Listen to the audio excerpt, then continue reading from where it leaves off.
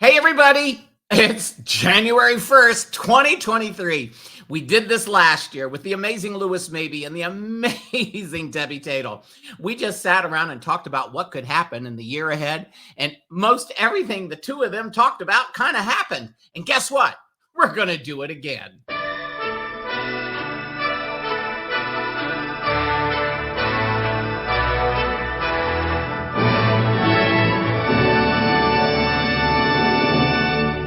Now shut up. The show's starting.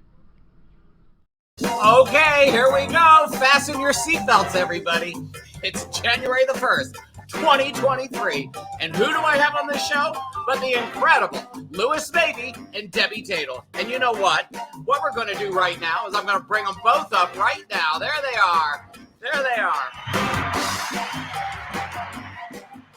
I mean, it's like I decided, you know, we're not just going to sit here and meet Babylon. I'm just going to bring the two of you up here so we can just get this started. Oh, my. Oh, yeah. Let me go over here. Oh, my God. Everybody's checking in. Hold on. Happy New Year, everyone. Happy New Year. Happy New Year. Look at them. They're all Angela. in. Angela, Richard, Starboard, Richard.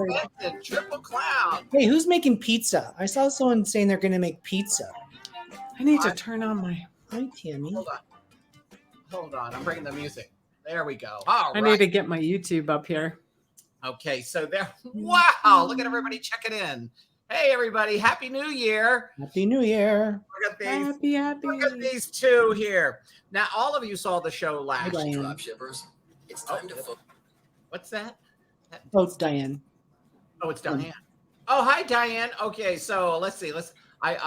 Everybody who saw the show last year. Oh my gosh, I'm going back. I just realized there's Miss Nissa, there's Triple There's Crown, she's making pizza. and okay, Angela, New Zealand.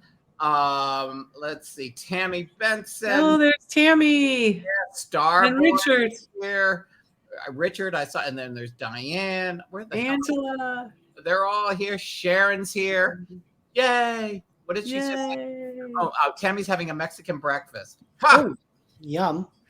Sounds like something I had a lot in Puerto Vallarta. Oh, so everybody tuning into the show right now, if you were here a year ago today, almost the exact same time, I had these two incredible people on my show, and we just had a great time, and we were just talking about the world and politics and entertainment, just about everything.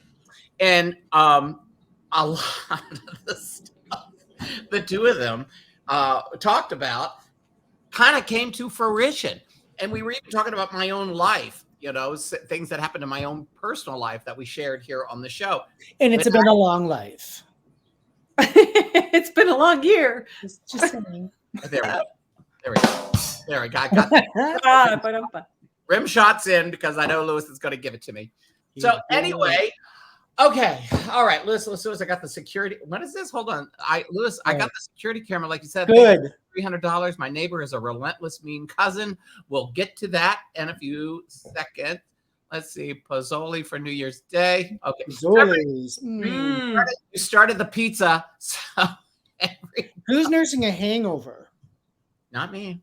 Not me either. Not I me had, like, either. one gulp of champagne at midnight and then done. Well, but we're drinking today. Yeah, we are. We're all We're drinking. making it. We're all drinking. We're all doing red. Yes, we're all doing red. I have a pomegranate raspberry vodka.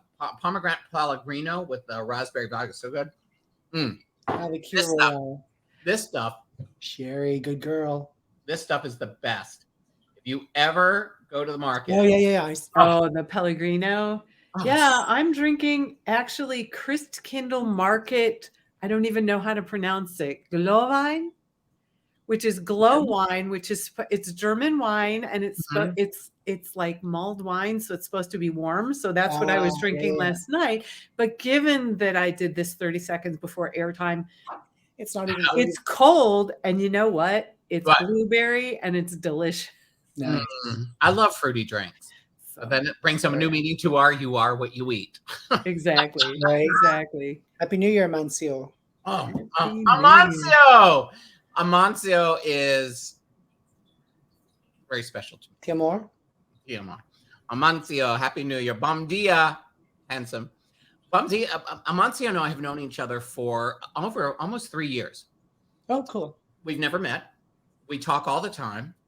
We kind of like, we fade in, we fade out, we fade in, we fade out. You know, one of those things, because he's in Italy. He's from Brazil, but lives in Italy. That's Amancio. Okay. Amancio, absolutely stunningly handsome, and we've kind of reconnected in the last. Nice. Happy 2023, Marianne. Hey, Marianne. Hang on to your socks, Marianne. So, what was I going to say? So what did you do last night, Debbie? What did I do? I stayed home and I was cuddled with my kitten as I was texting you. I had a kitten in my lap, and I did absolutely nothing, which was, I was very happy to do nothing, because the day before I had 2 college kids that I was playing tour guide around Chicago. It's exhausting. Which is exhausting. And then I came home, changed clothes, and went to a party. Nice. Oh, and Lewis, what did you do last night? I hung out with a very dear friends of mine, and we went out for Peking duck. Nice. Then we went back to their place and watched the ball drop from Times Square on TV. And then they have a fantastic view of the waterfront in Toronto. So there's a fireworks that was at Ontario Place. And so it was like having a front row seat, basically. So it was beautiful. Then I had a gulp of champagne at midnight, and then I was home in bed by 1:30. I fell asleep on the couch. I was like such a loser. I mean, I was talking to people yesterday. Talked to little Diego who was in Japan. I sent you a picture. Yep. But I somehow or another, at some point, I fell asleep on the couch and didn't wake up till about 10:30, 11 o'clock, and went, oh my God. And then I woke up and then realized it was raining here. It was drizzling. It wasn't pouring. Yeah, there was drizzling here too. It was very cold, but and then I got up. I made little videos of everything and posted it, and everybody was happy. And then I was wide awake and went back to sleep. And this morning, my crazy dog, who always wakes up at 5:30 or 6, he didn't wake up till 8:30. I actually went in to check to make sure he was alive, because I did. I was like, he's not. Well, even today, you didn't wake up till 7:30. Who? You. I know. I didn't wake up till 7:30. You are always awake by 6. I know, right? Happy New Year, Tansy. Oh God. So anyway, that was my exciting. It was busy. 400,000 people in Vegas. That was it. So okay, let's just get down to business. Oh my God! Look, I just happened to look over to see how many people are in the room. So everybody, We have a lot. I can't see them. you can't see them. I can. But listen, everybody that's tuning in, this is our January 1st annual show, and I do it with Lewis Mabee and Debbie Taitel, 2 of the most incredible psychic mediums and intuitives, incredible people. And not only that, they're my friends too. And we started this tradition last year on January the 1st, and we just talk about what could happen in the year ahead.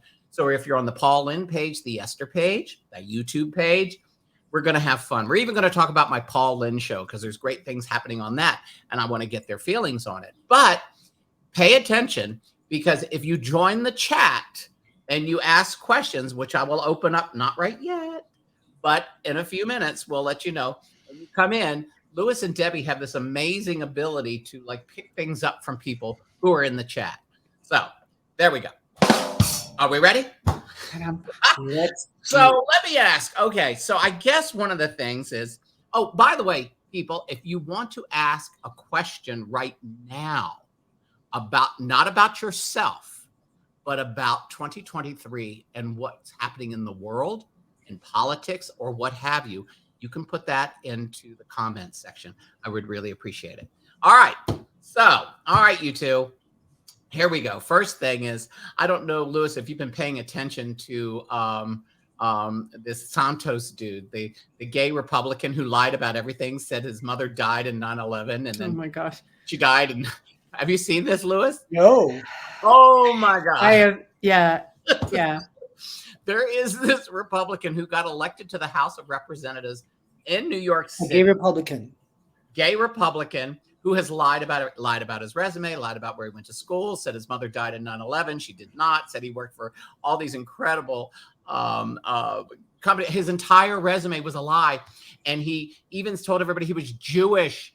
Then when they questioned him, he says, "Well, I'm Jewish." Oh,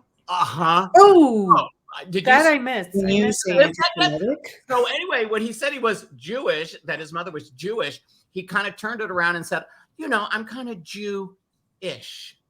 Wow.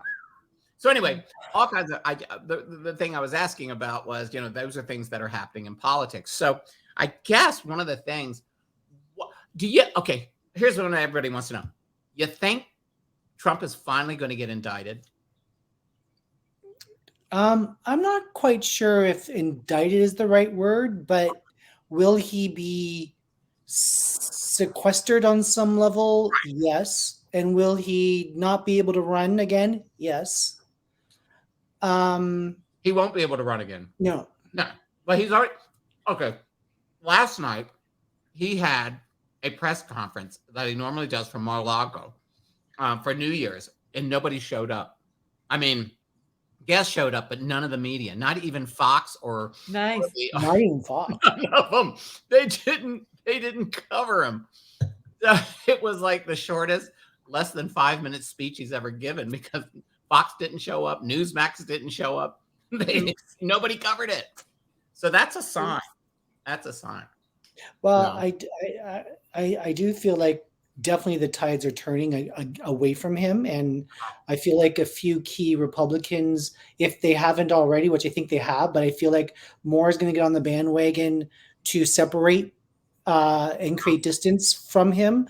And so I feel like if he were to continue trying to put his hat in the ring, that he won't be able to get the popular vote to become the candidate. He couldn't even become a backbencher at this point. You mean he could be a third? What they're afraid of, what the Republicans are afraid of, is that he could become a third party. He could try that and split the vote. Yeah, but there's gonna. Debbie, chime in on this. I think there's going to be a new front runner that's going to surprise everyone. So I will chime in. That's a perfect sort of segue, because one of the things that I've been looking at, and I haven't been able to put my finger on it yet, but what I'm starting to see is less of a divide and a divisiveness in that divide. Yeah. And I see that it's very interesting. When I looked at the energy of politics, I saw all the male bravado and the bullying and the screaming and all of that. And I started to see that almost fade into the background. And I saw more people stepping up for, I don't want to say truth, because that's like almost a charged word in these days, Right. but it's like less of a divide. So when, there was a time that even if you didn't like the other candidate, we got things done, and there were things that were happening, right? And there wasn't this sort of divisiveness, which I just keep calling it the male bravado, because that's what it is. It's the loud, I feel like every time I look at politics that I'm looking at a bunch of men who own big trucks, like big giant trucks. Yep. And that, there may indeed be someone that is a surprise, but I also see that, I used to have I have an ex-boyfriend who always said, give someone enough rope and they'll hang themselves with it. And part of what I'm actually seeing is that even the Democrats, and I don't like the whole divide thing, like us, them, Democrats, Republicans, and all of that. Anybody who's talked to me knows that. Right. But what I'm starting to see, and it's very interesting, is it's like I saw almost the Democrats pull back and let the flame die down itself on the other side. So Lewis, I agree that there may be a surprise. But that surprise, if I'm going to talk about politics, because I got a bunch of other stuff too, but the surprise, I think, is going to be someone who's much more moderate. Like, Biden came in and just kind of quieted the noise a little bit. That's all he was there for. Right, is to create. So I think that a Republican who were to step in, even if they get elected, is going to be in that space too. I think it has to be that way, to kind of balance things out. Yeah, and I feel like that there's going to be, going to your point about the guys with trucks. I feel like there's going to be a strong female. Now, with that strong female, she may not be actually the candidate. Right. Yep. But she'll be a decision maker for her partner. Yep. Yeah. And she will be kind of like Hoover, Eleanor Roosevelt. Yeah. She was running the show for a lot of his, near the end of Roosevelt's presidency. And so there's going to be a very strong presence of peace through this female energy, but she may not be the face, but she's going to definitely be behind the microphone from the person. Yeah. And I don't know who, I'm not even looking at who gets elected. I don't even think that's the point. Yeah. I think it's more the point that things need to settle down. Yep. From where they are. Nothing, if you've got a spinning top, it has to slow down before it will stop, or before it will sort of rebalance itself. Kind of like the Mercury retrograde we're in, right? Yeah. Has to slow down, speed up, and then slow itself down. So look for April. April for politics in the US is going to be a starting point or a turning point. What do you mean? There's going to be there's talking going on in April, and a realignment and even a reshuffle. So thank you for the April part, because one of the things that I see in 2023, and I've been seeing this now for a couple of months in everybody that I'm reading, right? I get this absolute bright light in March. Something's going on in March that is going to create that space for the April. The universal shift starts happening in March. It's really profound and it's really bright. And for anybody out there who's been thinking, are we ever coming out of this? It's like filled with hope and almost joy. Like it's 3 more months. What was that? 3 more months. 3 more months. Yeah, 3 more months. And I couldn't, when I saw it in the first person I was reading, I thought, oh yeah, okay. And then the second one suddenly, and I thought, okay, wait a second, start paying attention. And then it just kept kind of rolling. And then even in my own life, I started noticing when I was creating, so everything's created in energy first. And so when I was looking to create some things, I was like, wow, March is like, something is going on in March, and not in this sort of a wake the hell up, we're going to slap you in the face until you see it. It's actually, it just kind of moves in and brightens up everybody's space. Yeah, it's like the new freeway has finally opened up, and now people can travel on this brand new level, smooth freeway. Yeah. And it's going to be an incredible summer for many of us. That's not everyone, though. There are going to be a few signs that are going to be challenged still, but not as great as 21, 22. What do you mean signs? Astrological signs. Oh, okay. Yeah. So. Gotcha. Yeah, I'm 100% in agreement. And I see people sort of, those that can't heal or let go of their anger, which is what's causing this to.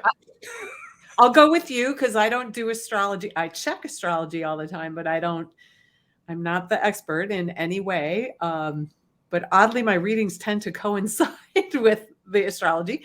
But it's absolutely amazing. I see sort of the people who can't let go of the anger.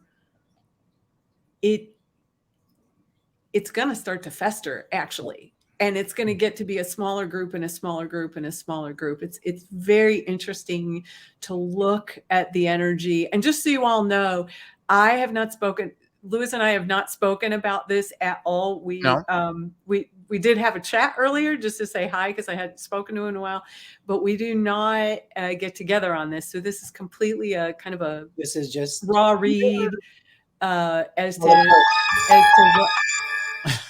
exactly. Where's Wednesday? Right.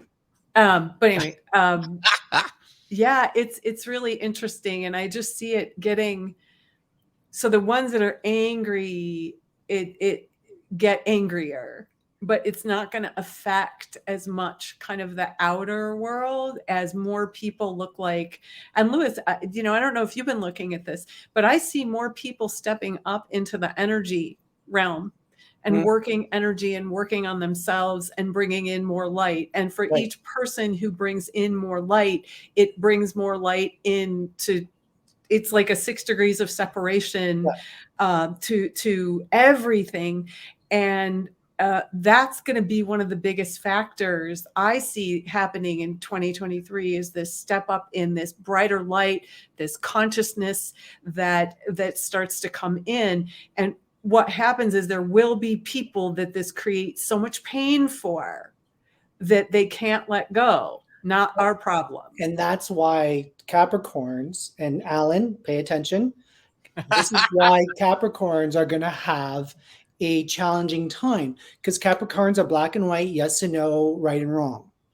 You know, and because many people are knowing or feeling that it's time to go up to the next level, Capricorns in their you know, black and white kind of mindset is going to have challenges to elevate and get out of processing like a computer, you know, zeros and ones. So anyone that is analytical, anyone that is, I don't want to say scientific per se, but as the example, science is like fact-based and all that sort of thing. So anyone that seeks fact-based solutions or look in different ways to, oh, look at my couch. I was going to say, look at us. Look at your chateau. I decided to do that just for the hell of it. Thank you so much. I'm enjoying my new space. Yeah. And so the Capricorns are going to have challenges, as well as Taurus, and then some Geminis. They're going to have that. A lot of them are going to want to move up, and so they're going to have issues with being able to get out of their head and get into life. As in, well, maybe there's more than one way to get there, you know, because Capricorns know I turn left 3.2 miles and then and that's how I get there. You know, and so they're going to be learning different ways to get to their destination, basically. So, and Cancers can be rigid too, absolutely, Richard. But if you're early Cancer, your road's going to be way easier. If you're late Cancer going into the next sign, it's going to be a little bit of a challenge, but it's a challenge. It's not an impossibility. So but again, this is for a lot of the newbies of the world and that sort of thing, with the souls that have been around a few times around the block, even though they might be born underneath these signs, and yes, they'll still have some sort of level of setbacks. It's not going to be as obvious to the new souls that are, you know, everything is kind of like the sky's falling, and you know, where, you know, us three even, you know, it's like, here comes a disaster, we'll get through it. You know, I'm sorry that it's happening, and I you know, I pray for everyone to be safe, but we'll get through it. Where new souls are like, oh my God, you know. Can I speak to that for a second? I think that there's a really astrology is a wonderful, wonderful guidepost, But when we start to, let's say, blame astrology, oh, I'm rigid and I'm a Cancer, right? That's not what it's meant for. No. It's meant to say, okay, I'm a Cancer and I have a tendency to be rigid. So I need to be open to whatever else comes in. Right. I need to recognize that I have this tendency. So everything that Lewis is saying, and by the way, I agree because I'm just watching the energy as he's talking, right?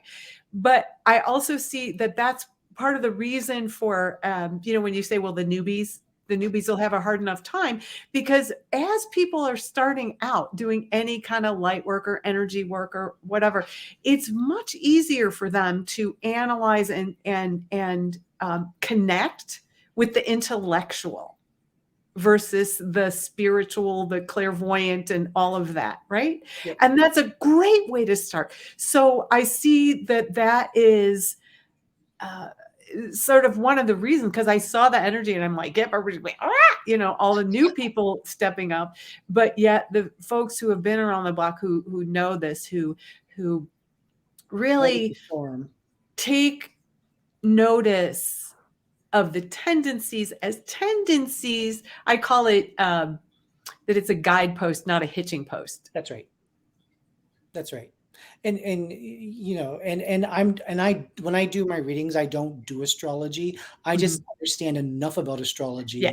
And, because we have such a big forum here, it's easier to say Capricorns and that sort of thing. But it's not because you're born in Capricorn, because I'm Pisces and I know Pisces that are rigid, so it's not like, it's specifically towards the astrological sign. It just happens to be that the way that the tendencies line up, it kind of helps to group in so people can understand, oh, hey, let's check in. And for people that are understanding that there is, I haven't read it yet, but I just noticed my name there. I'll address there too. Okay. For people that have noticed that there's a little bit of a struggle in their internal self, to help elevate, get into spiritual routines. Don't go woo woo wah wah. Get into journaling, get into meditation, get into self-care, get into hugging trees, get into running barefoot with Mother Earth, as long as you're not in the city kind of vibe. Like grounding is key to any newer kind of soul. So because souls tend to be reactive, and new souls tend to be reactive. And so when you can just slow down the absorption rate, it's going to help you identify, bend this way, look that way. And you'll start to see patterns through your journaling, through your meditations. And if you can't meditate by closing your eyes and going, go and do something like a walk every day around the same time. Yes. Because that's active meditation. You got to check out to check in. And so when you can do something safely in an active way, you're still meditating without having to try to clear your mind. Just don't think about when you get home, you have to do dishes and all that sort of thing. Just go about the activity and focus on the intention of why the activity is happening. Okay, what does that say? Lewis, I've been feeling this whole thing we are seeing is a battle between good and evil. Too many of us have been under a matrix. Yes. This year will be a huge awakening in your thoughts on the folks dying suddenly. Oh, Alan, you beat me to it. Prediction.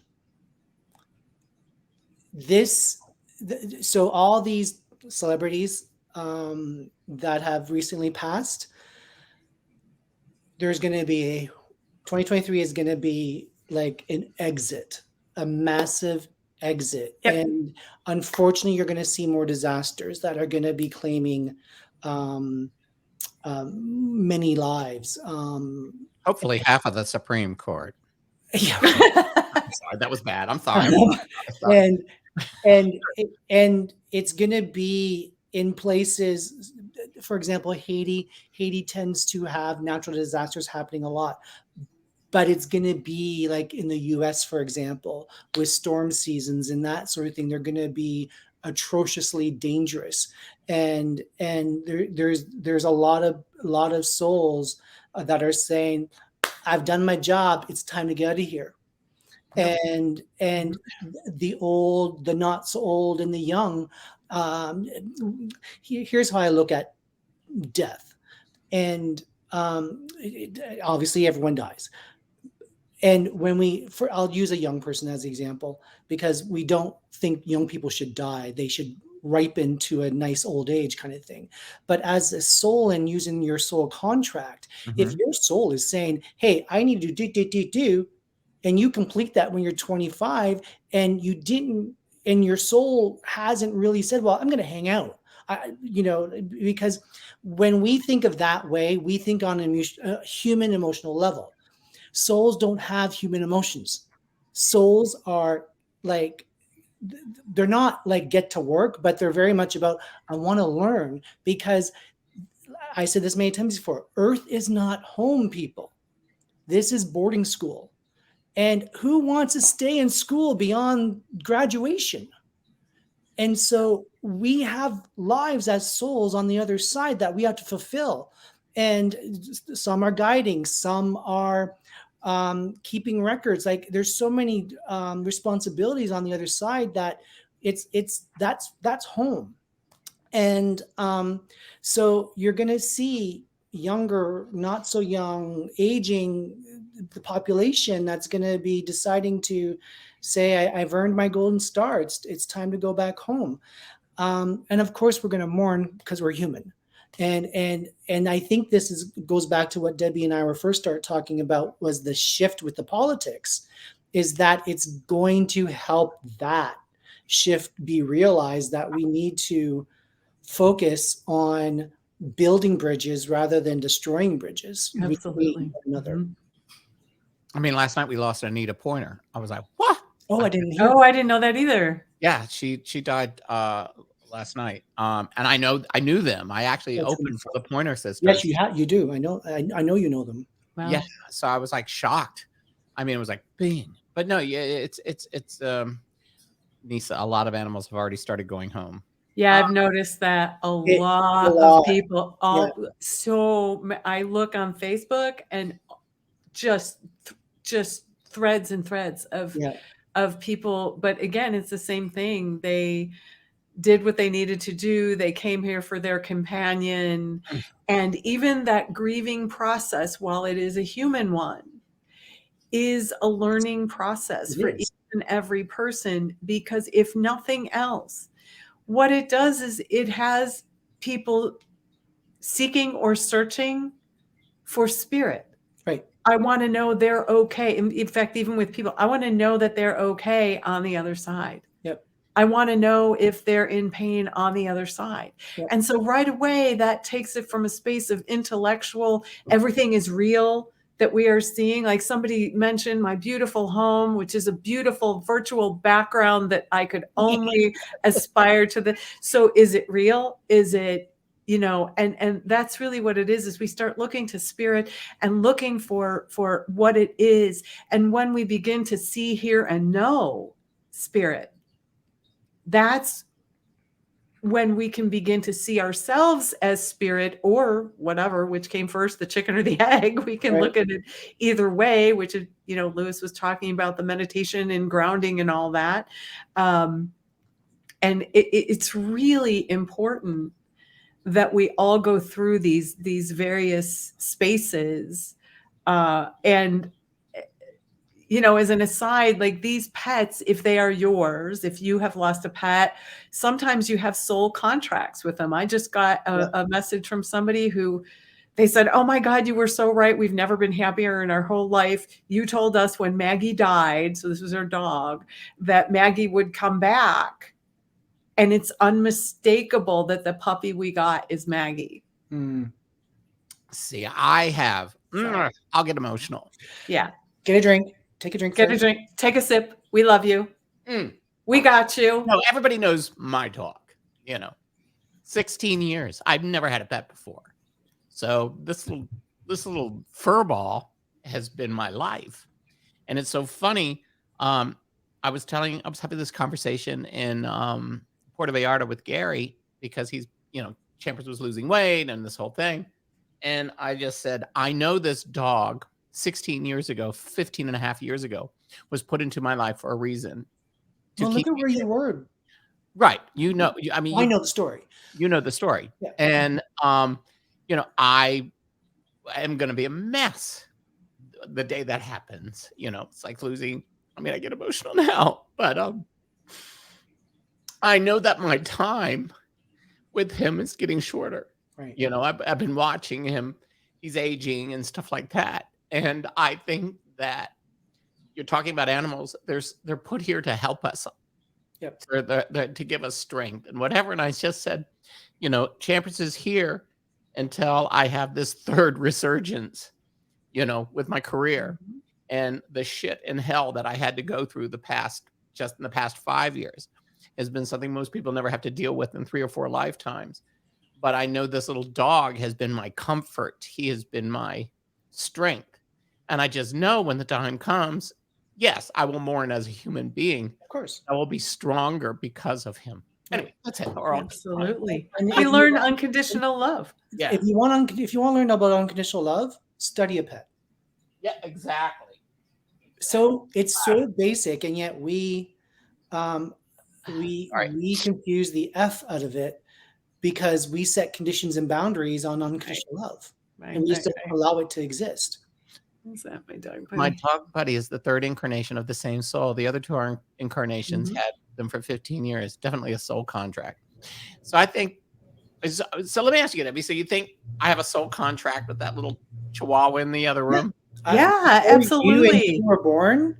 You both, like, animals are always animals. Humans are humans as long as they're earthbound. Right. And then the souls. How do I always do this? So we're not the only life form. Right. Of course. So souls will eventually graduate from the human life form and go to others. Same with animals, but animals, while they're inhabiting Earth, they stay animal because they can't. Animal energy is higher than human energy, and so they don't want to, go down the sinkhole to become a human. So you get together with your little Champers as a soul, and you say, "This is what I'm going to be doing. Can you come in at this time and stay until around this time?"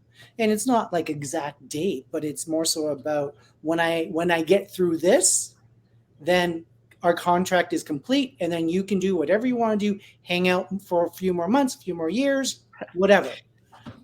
And that soul contract, Michael, was actually made in a different lifetime. Yep. Right. You were a traveler somewhere in Eastern Europe, and it looks like you would travel from place to place. Only Champers wasn't like a little chihuahua. He was like a bigger, he was a bigger dog.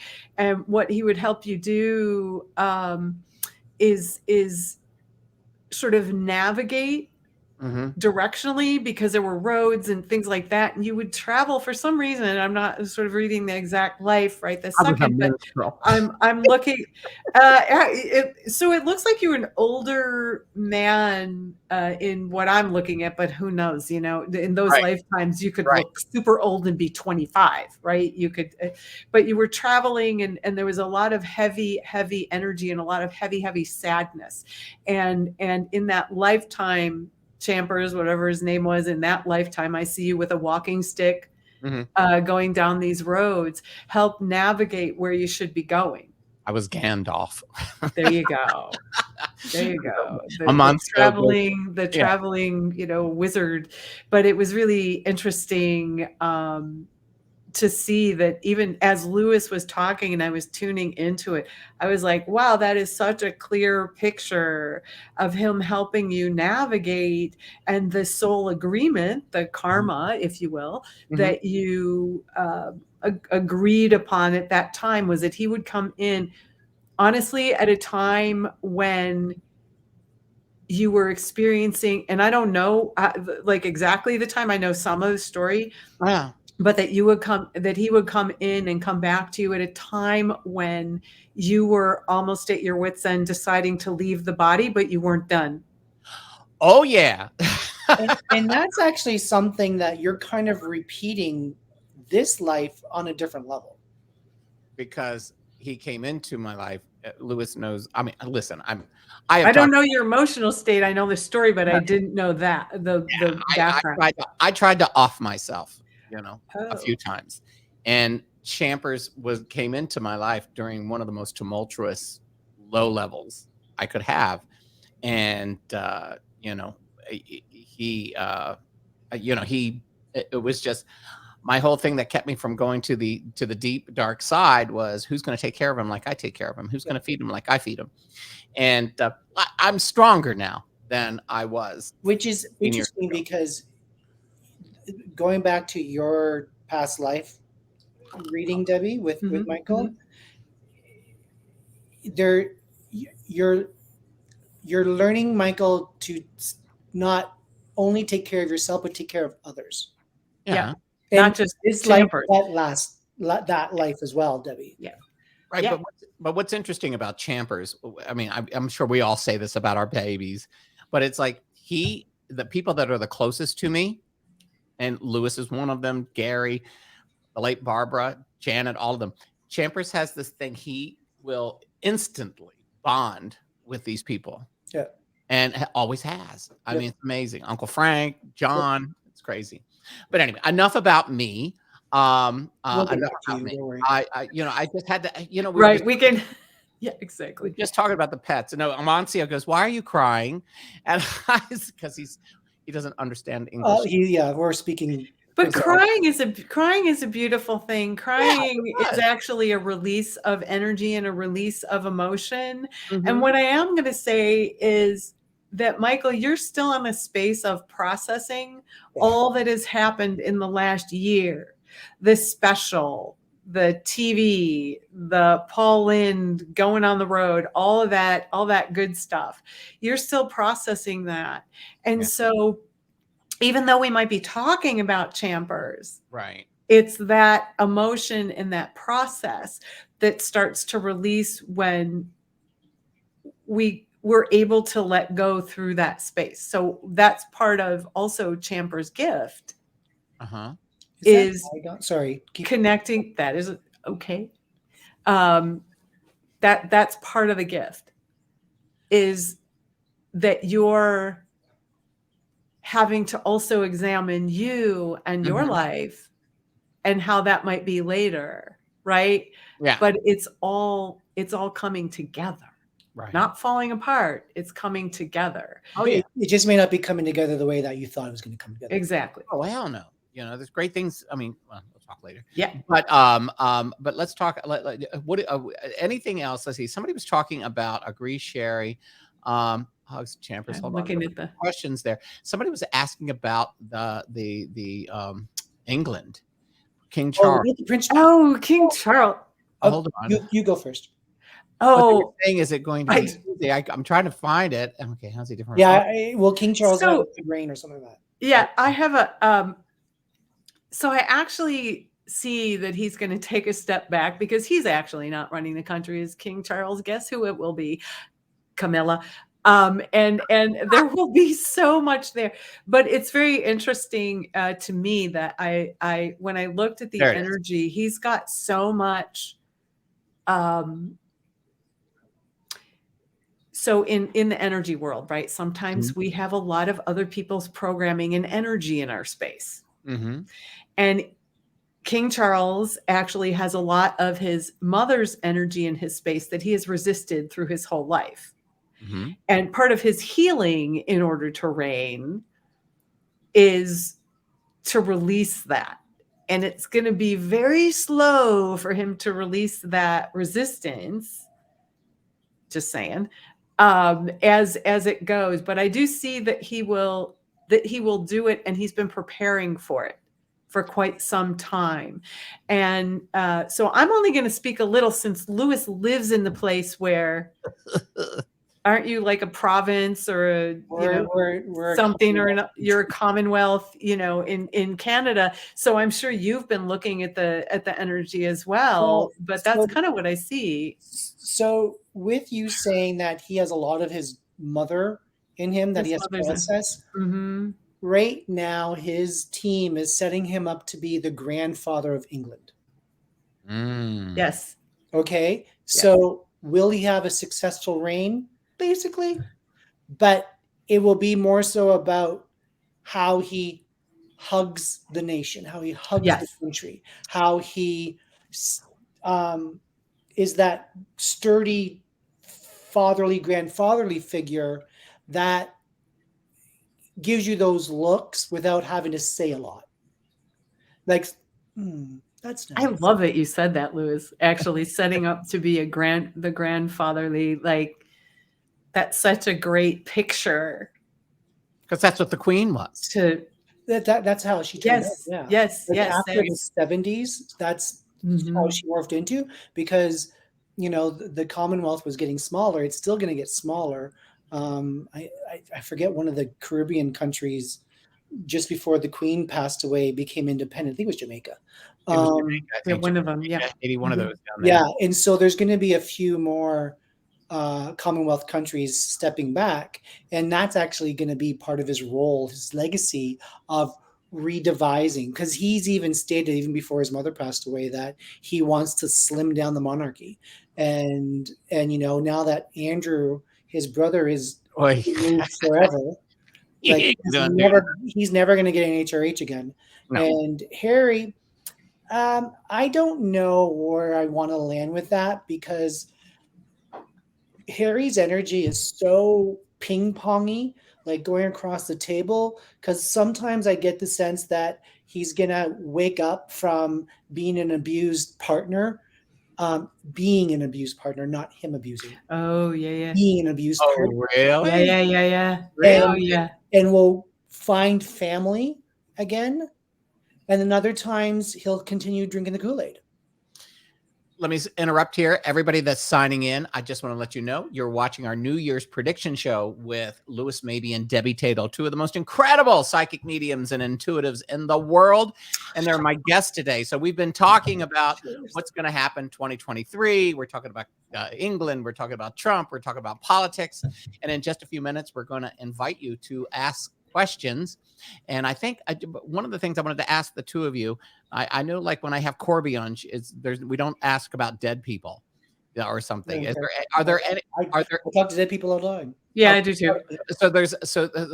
Are there any issues that you don't want to cover? Oh, not that this is an issue, but someone asked. I met someone new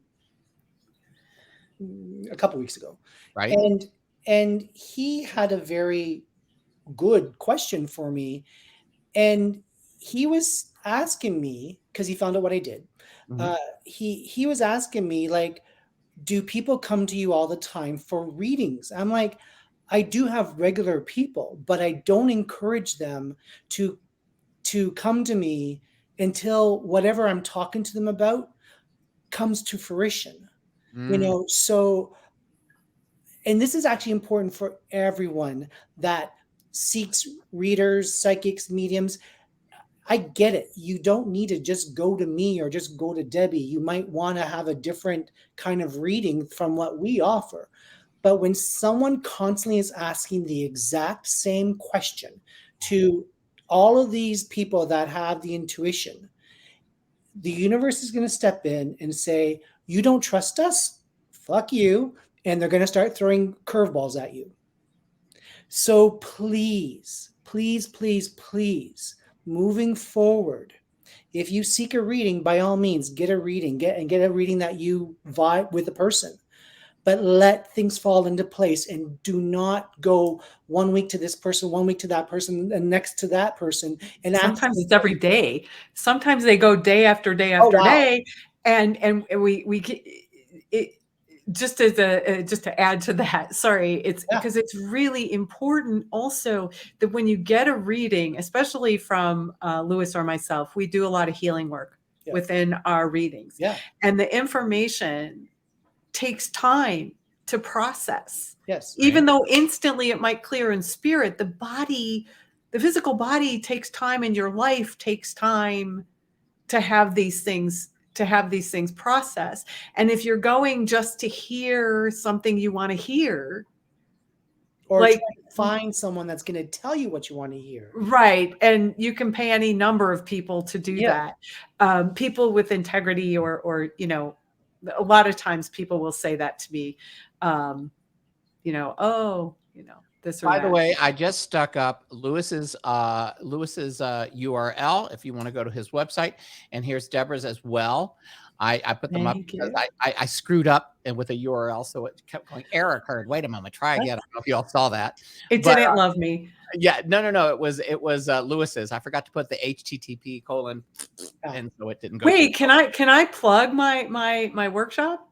I have a workshop tomorrow. Jesus Christ, what kind of show do you think this is, Debra? Oh, one. Really? No, so I just wanted everybody, before we start taking some questions from people that the two of these incredible people would like to talk about. And here's the thing that happens. They may start taking questions, but we always end up going into other subjects. Yeah. So, but go ahead, Deb. So, you know, we're talking about a prediction show, right? Mhm. And one of the best ways to predict your future Mhm. is actually to create it. Right. And so tomorrow evening at 7 p.m. Central, what is that, 8 p.m. Eastern, and then 5 p.m. Pacific, I am doing a workshop called Create Your Dream 2023. Yay. And this is all about grounding, centering, So important. calling back your energy from all of 2022, including from the news cycle, because sometimes our energy gets stuck in the past because we get very emotional about something, right? And so we're calling it back.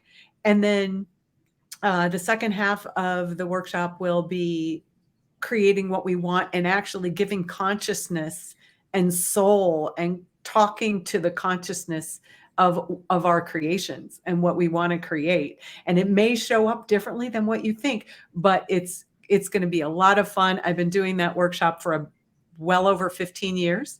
So you can find that on my website, and I'd love for you to join us. The group is growing. So thank you for the plug.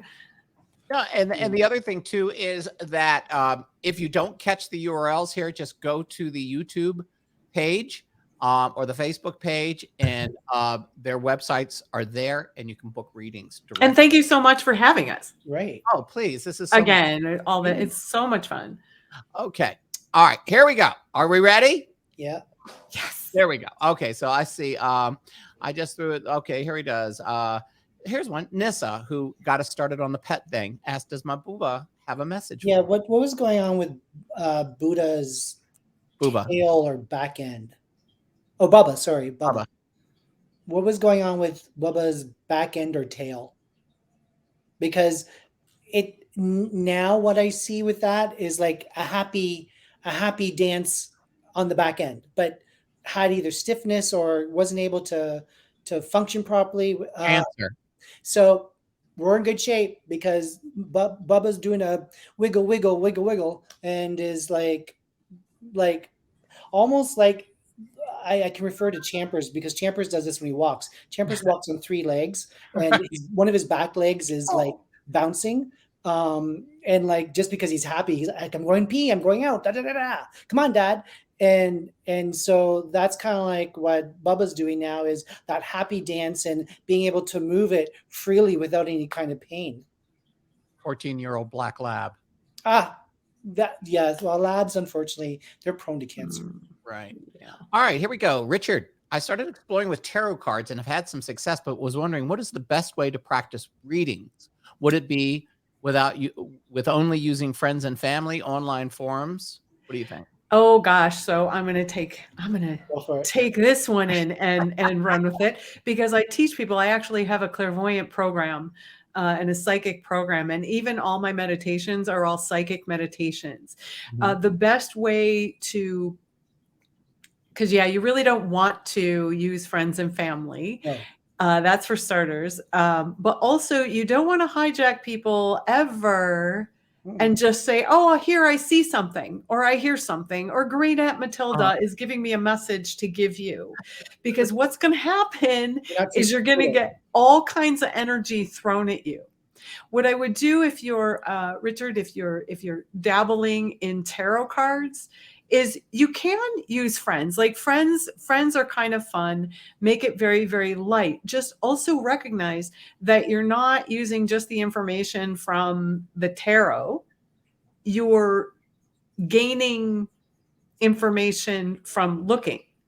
Right? So remember that grounding and everything Lewis talked about and I talk about all the time is we need to kind of focus our energy and have the awareness, and also how you say things. If you come up with a death card, let's say in tarot, some people can read it like, oh, you're going to die. And people get afraid that are on the other side, when the death card could just mean It's taking your next step spiritually, which is the death of that other part of you.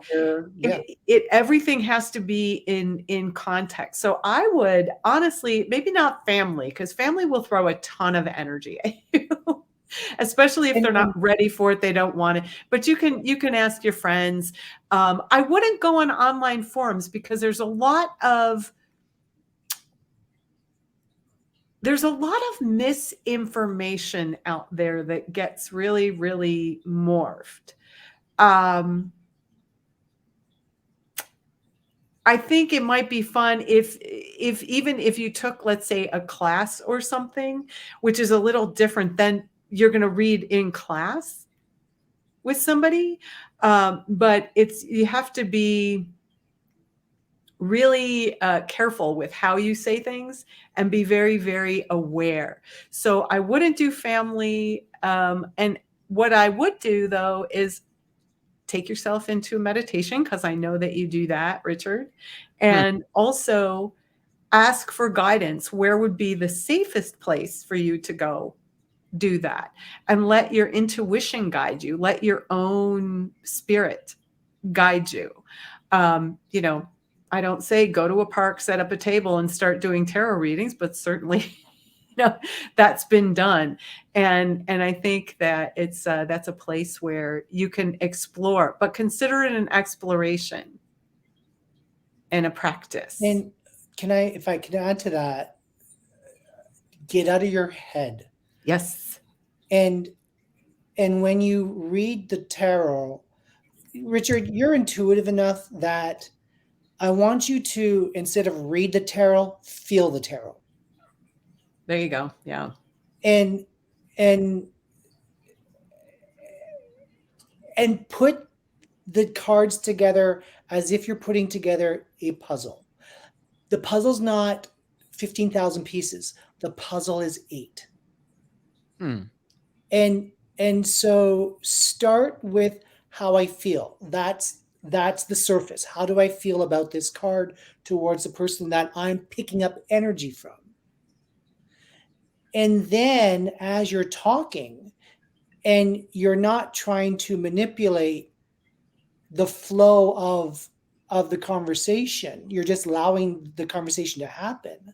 Ask for feedback, invite them to participate.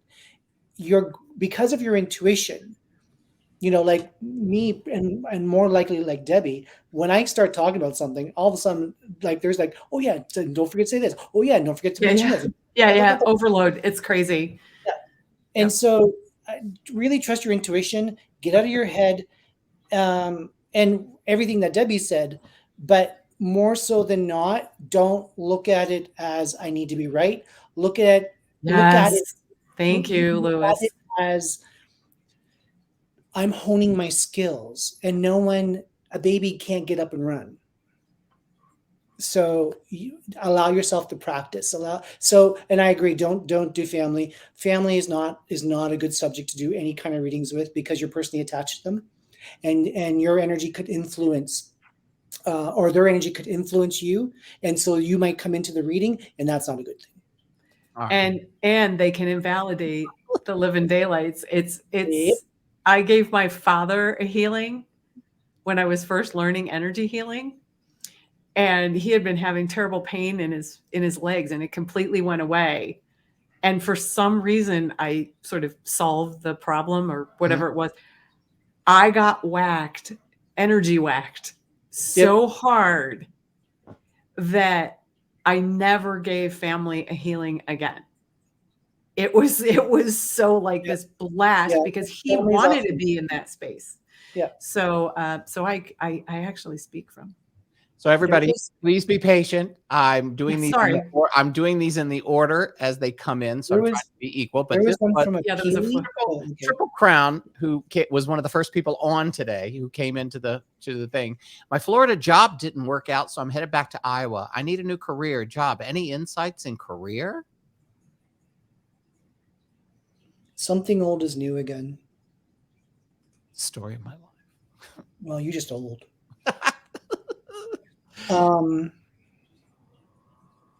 Something familiar, and I'm only going to use this as the example. It's kind of like you love to bake, so bake. It's something that simple. It's not something that you need to reinvent yourself with.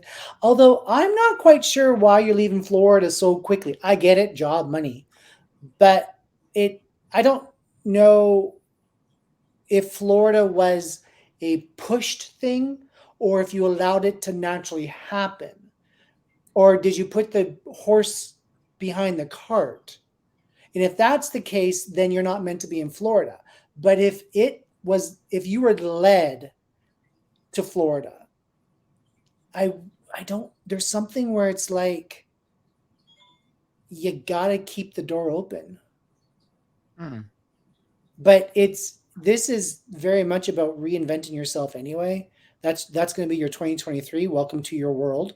So reinventing your friendships, reinventing your career, reinventing the way that you think, reinventing how you develop relationships, how you focus on relationships, how you focus in general. Welcome to your world, Triple Crown. Reinvention. Yes. And I want to not just agree with all of that, but one of the things that I see is that whatever was going on in Iowa before you went to Florida, you needed to actually step out of the energy that was in Iowa. You actually had to physically get out of it to go to Florida to actually get some clarity. And it was actually never going to work out, let's say that particular job, but that you needed to get there to step out of the energy. And when I look at you coming back to Iowa, but there looks like a very sort of affinity space in the fourth chakra that you're in, and so it's Lewis was talking about reinventing, and I'm gonna give a twist to that and just say reinventing or becoming more of who you are. That's it, Triple Crown. That's the reinventing, is becoming more who you are, not like being someone else, and that this is your jam. So everything Lewis said and all of that. Yeah. So with that, Triple Crown just responded. Yes. So with that, yes, leave, because you were putting the cart in front of the horse. Absolutely. Wow.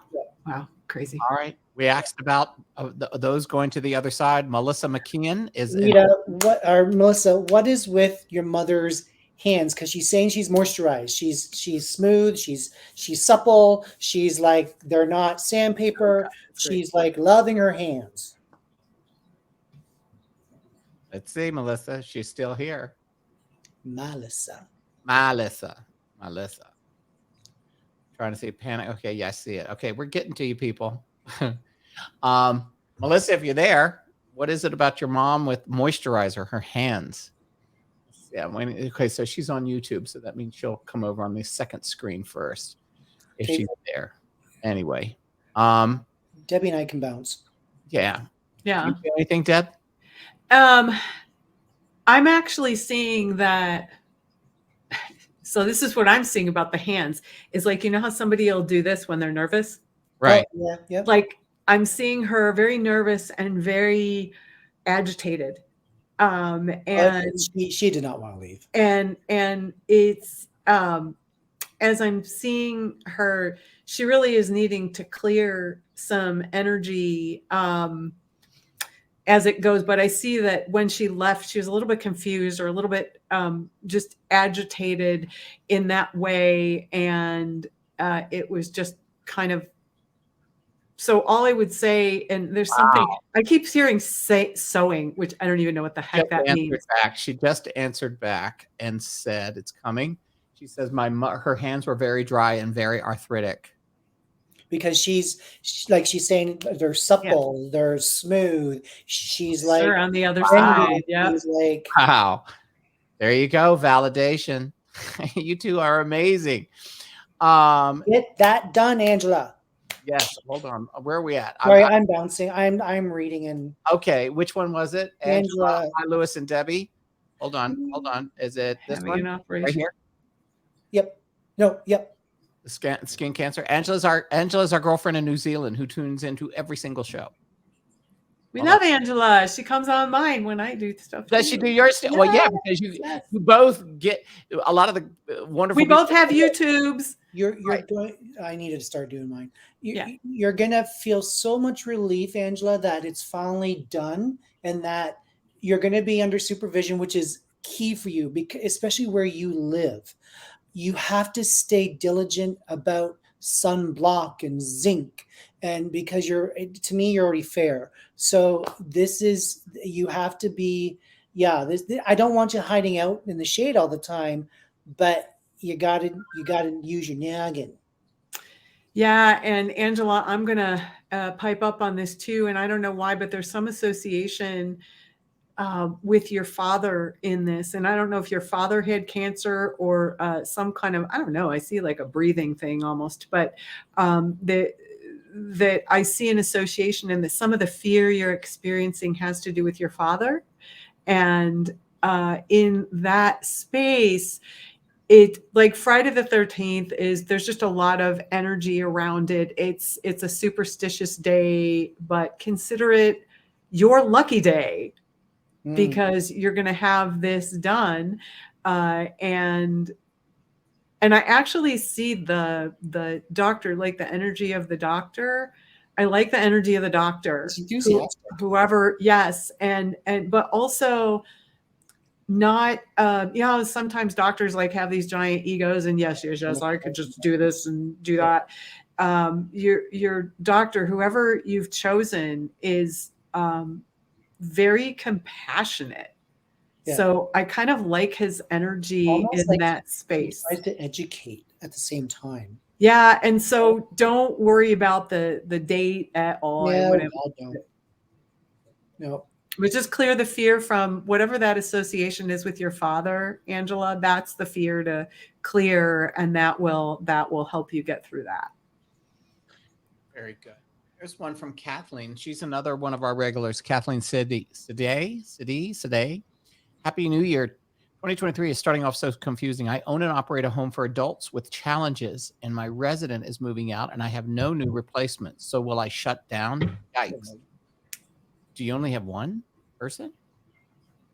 Well, it depends on. So there are caretakers that will have people with some sort of mental health issue or something like that, and they're just placed in one home and they're integrated into that family. Gotcha. But Kathleen's is a larger facility. I know. I think it's kind of like use this as a form of rebranding, Kathleen. And it's kind of like out with the old and with the new, and just first of all breathe, because you can't do about it. But is this my Aunt Marion? Yeah, I think so. Hi, Lewis. It is your Aunt Mary. Jesus.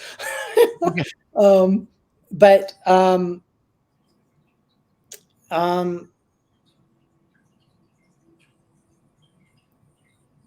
shit, I forgot where I was going. Yes, Lewis, because a bunch of beings just came into the room and just boom, and I watched you just get surrounded and overwhelmed. And I'm so just to say hello to that for what I'm talking about. Lewis knows what I'm talking about. But every now and then when we're doing readings, what happens is it gets brighter and brighter, and there's healing going on in the space. Yeah. And when that happens, we attract everything under the sun. So, beings that are leaving. And by the way, I'm saying hello to Ruth Ann. I know it's your relative. You can certainly take this one, or I can start. All I'm going to say is Flip's already there. And she'll know exactly what I'm talking about. Yes, and I was going to mention that whoever that is, I was just going to mention this person. So with not by name, because you know the players, but I'm actually seeing that she's actually ready and she's tired, and it looks like she had somewhat of a hard life kind of earlier on, and she is not only ready, but she's almost joyful to free herself from her body. I don't know what her situation is, but that she's ready to leave the restrictions of the body. And she looks like she wants to do some sort of traveling, like as a being, like she wants to go to Europe or something. It's like I see her wanting to travel. So she was able to travel after a certain time and later in her life. And I know that she enjoyed traveling, so she's gonna be going down to Mexico, Marion, with the rest of you the next time you guys go. She'll want to go back there. And Angela piped up after. Oh yeah, Angela said, "Thank you, Debbie and Lewis. My dad had esophagus cancer and passed away. I appreciate everything you both said." And then Kathy was talking about, I feel confused if I will find this came out of the blue with this one resident. Someone expected no new resident means no income. Right, so, but you have to be patient, Kathleen. Right. Like, and again, like I said, you have to look at it in the way of rebranding. So it's like, for example, look at the kind of service or look at the kind of quality of care, not saying that you have a lack of quality care, but look at the quality of care that you're able to provide. It's kind of like rewriting a pamphlet that you hand out to entice people to come and see it. So this is like a reinvention, and be careful with just picking anyone. Yeah. Because that's going to lead to disaster. Again, it's about patience and breathing. Yes, you will have income. Yes, you might feel a little bit tighter restraint with income for the time being. But if you're going to give up already, then close. But I say fight and look at how you can attract the right right person that is going to be able to have your home give the proper care to. And I'd like to add to that, just on a healing standpoint. This is Kathleen, right? Yeah. Yep. So I just want to say hello that from a healing standpoint, what's interesting about this particular resident is that you have some karma with him and you're actually fond of him. And I see at a fourth chakra level that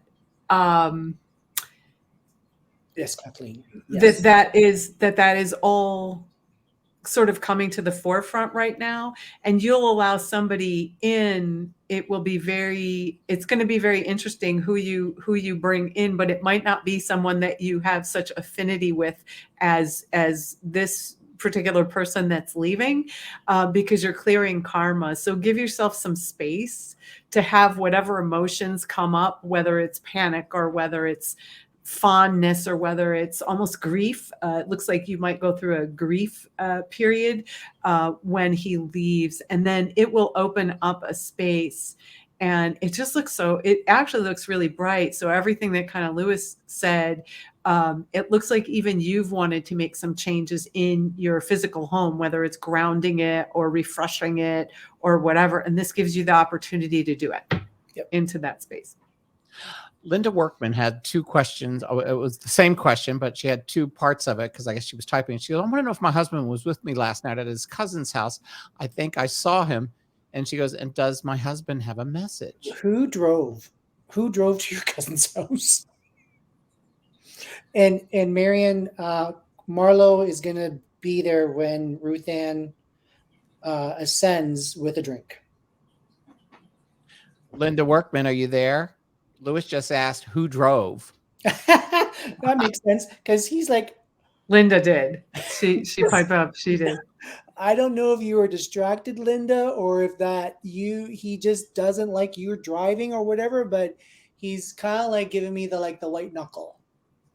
And My but he's husband, laughing his ass off around that. Like it's not like she this said kind of she serious. was driving. Yeah, My yeah, I husband know. died. Yeah, I know. Proverbially the white knuckle, not the real white knuckle. He's.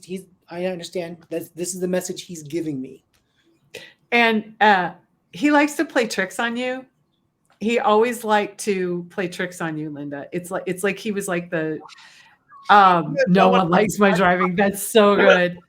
That's so good. But yeah, He's laughing his ass off, but he's like, "Ah!" yeah, and he so you may see more of him because what's so funny is I just see him popping in and it's almost like he turns his head. Like I saw him like turn his head to the side almost and like pop in like some disembodied like head and he's playing with you Mhm. and that's really incredible that he may keep doing that so you may get well here we can call it drive-by sightings um, of, And going to that funny look, he often will do that with you going, "What did you just say? Are yeah. you really going to do that?" Like he's I like, have so much "What?" fun with you, Lewis. Can I Yeah, just say that? I I have know. so much fun with you. We do such good tag team readings. Do and it only happens once a year. You should do it Well, more we often. could come on more often, but you know, Anytime. just Hey, anytime you want. just saying. Linda says yes. Linda, Linda, do you find this incredibly amazing how right on the two of them are? I mean, it's sometimes when these happen, you just get blown the freak away here, and it's just amazing because I was almost hesitant to click on it because I thought it might be maudlin, but it turned out to be this hilarious bit about the driving. So it was a funny thing. You know what I mean? Cheryl Ann, here we go. Will my husband have his liver transplant this year? I want to say yes, but there could be a delay. I don't know if it's already scheduled. So either the schedule might be pushed back, but I'm also feeling that and chime in anytime, Deb. I also feel like he needs to take care of other health issues. Yeah, I was gonna say there's some spaces that he's working on healing for himself and right at this moment, like I see a lot of brown energy around him and a lot of I don't know if he's been getting jaundiced or anything, but I kind of see that there's like a backup, like there's almost a backup. But I do want to say, wait, who said that? Oh, so Cheryl.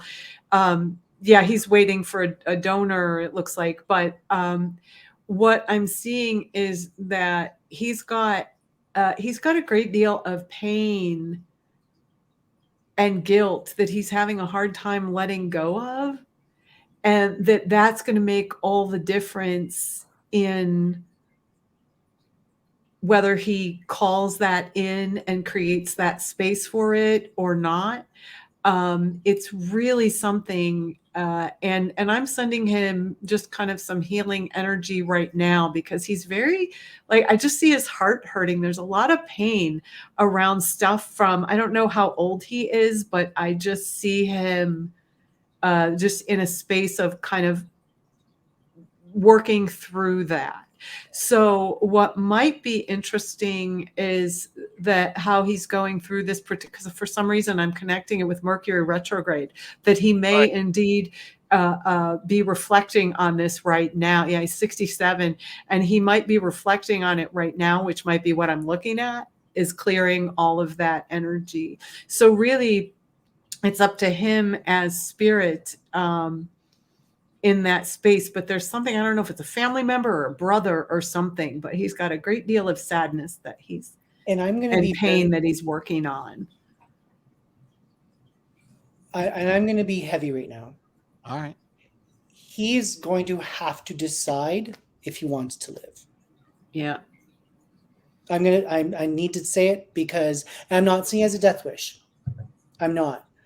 But what Debbie said about healing past trauma, pain, it's going to have to move forward this year in order for him to have a successful transplant. Mm-hmm, mm-hmm. And I feel like like I said, please, it's not like he's contemplating death. It's not like that. But he's in his perspective mind. It's like, He's well, stuck in the picture. Can I just kind of add the word? Yeah. It's like he's stuck in the picture, Yeah. and he's not sure how to get out. You know how when we feel this extreme sadness and we don't know how to stop it from happening? Right. That's where I see him. And so, like I said, I'm sending him some healing energy. It's like holding a light, you know, and he can match the light or he can stay in that space. But yeah, I agree 100%. I just wanted to sort of give you the, like, kind of my words for it. I don't know if they're your words for it, but it's like when you get stuck in a picture. Right. So you're going to have to be his cheerleader, Cheryl Ann, and promote the future lifestyle, promote the future healthy lifestyle now. And listen to what he has to say, no matter what it is. Right.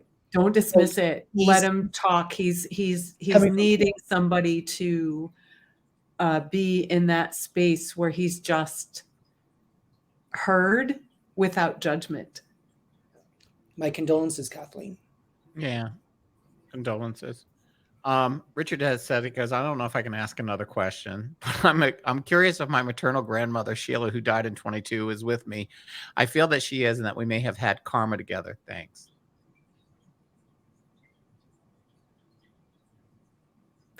Grandma's okay. So I'll just say hello to that because I just see Grandma going, would you stop it?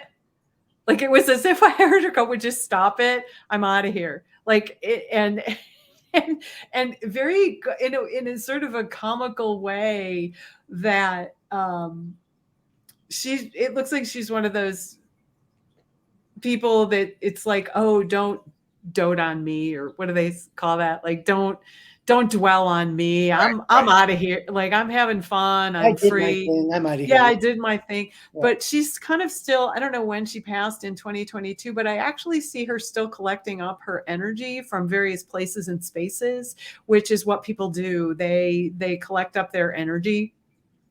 On the other side, you know, sometimes they do kind of life reviews before they cross over, and then they do collect up. But she was so funny, so instantly. She's like, "Will you stop already?"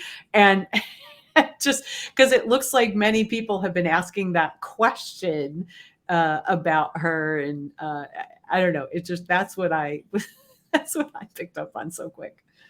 Well, this is interesting, Michaela M. Happy New Year to you guys. I feel like I've got spirit energy around me, and I get a feeling it's trying to talk to me. Am I insane? Welcome to our world. Yeah, I was going to say, well, have you opened your eyes today? Like, we all have spirit around us, and they all communicate with us on different levels in different ways. Debbie and I, we can see, feel, touch energy, and we translate energy. And that comes with practice and time and all that sort of thing. But going back to what we were first talking about in general 2023, with Debbie saying that a lot of people are leveling up. Hi, Michaela, you're leveling up. So what you do with that is, with, for example, what we said with Richard about don't try to translate it, don't try to make sense, feel it. So one of the things that I tell people that are in your spot, Michaela, is if you're getting a message, then you ask, so get your head, get into your heart, because that's where the answers, the truth comes from. And you say, is this message for me? And if it comes back as a yes, then you can proceed by asking yes or no questions. And if it doesn't come back, if it comes back as a no, then ignore the message, because it's going to overwhelm you because you're not knowing where this message is coming from or who it's for. You know, like, for example, one time well, not one time, but one time in particular, I had a reading with, I was doing a reading with someone, and funny enough, her name, the message was, can you tell that Debbie is okay. And the person I was reading, she goes, I have no idea who Debbie is. So she went home to her mom and was telling her about the reading and mentioned there was a Debbie and I don't know who Debbie is. That was her mom's best friend from high school, that they lived together on the East Coast in Halifax. And so even though it may not make sense to you, it makes sense to someone in your world. But for you to pay attention to that right now, you will be insane. So only proceed when it comes back as if this message is for you. And then don't try to figure it out. If you're having a blank, or if you're not getting the response or a response, then walk away, leave it alone. It will come back to you, because it's kind of like learning algebra. You're not going to be able to do algebra with 1 hour of lessons. It's going to take time and time and time in order for you to hone in and trust the energy and understand what the energy is trying to guide you towards. Can I jump in? Yep. Yeah. Okay. So I come from kind of a different space than Lewis, in that I say acknowledge the energy. Yeah. Well, I don't know if it's a different space, but acknowledge the energy and see, know, and hear it as it is, right? So we've got the see, know, knowingness from our crown chakra, or the hearing from here. Also, that fourth chakra, like it all works together, right? All of our energy systems work together. But one of the most important things is that you acknowledge that you're getting a message, and just say, oh, there's a high-pitched sound in my ear. That's generally a being trying to communicate with us. I get it all the time. I hear my name called and it's random and somebody's calling me. And I know Lewis gets that too. So really see, hear, and know, and learn how to focus through meditation, and really lose 100%, 1000% right. See if that message is for you, because we have beings all the time telling us all these crazy things. And yeah, I don't know if you saw me. I started to cry. I did see what was, yes, Sir Michael. Whoa. My friend Barbara, I feel like she's trying to talk to us right now. Oh, you got the high pitched? Did you get the high pitched? No, you just know. You just know. And I was like, she's tuned in. She hasn't missed a show. It's hard. I was just gonna say, isn't she on every show? Yeah, and she passed away, As I said, Lighthouse. So yeah. Lighthouse. And we attract things. Yeah. And it just was like, I just got this overwhelming. It was a good feeling, but it was like, energy hugs are the best. Yeah. Whew. So much love. Yeah. No, and Lewis knew Barbara too. I introduced them way back when, but I just, I talked to Janet, her sister, last night. So it was that. I thought it was Mary Lou Wallace coming in to kick up my ass, but it was Barbara, But yeah, anyway, that was it. I was just having a moment, and it was cool. You are just hitting so much here. Richard says it resonates. Lewis, at the beginning, you told Marianne to hold on to your socks. Can you please tell me why? Things are just going to start to happen, Marianne. Yeah. Like you're going to have to pull the trigger with some things around your home. I know that you're aware of that, but it's like you're going to have to. And you're going to have to focus on who to pay attention to and not who to pay attention to. And it's like, don't take no for an answer. And it's like that kind of stuff. And so it's going to be something where, you don't let your socks fall down unless you're going to trip. And you can't afford to trip. You just got surgery to fix all that. You too. We've been an hour, 90 minutes, an hour and a half. How are you doing? Are you fine? Do you want to keep playing? I'm fine. I'll play. Okay. So folks, if you've got something, you got a question, feel free. I've got Lewis Mabee and Debbie Taitel, two of the most incredible psychic mediums and intuitives that are here. And it's hard. Sometimes I'm trying to fly through here to see the questions, and I want to give everybody a chance. But if you have something you'd like to know, hey, Happy New Year, Tammy. And Tammy, thank you, Linda. Yeah. For the you're welcome. Tammy Benson, you asked me something, and I think I lost it. Yes, Oh, it here was somewhere there. There was. If I can ask for healing energies for my husband, he now has necrosis in the hip. Is that right? Necrosis in the hip.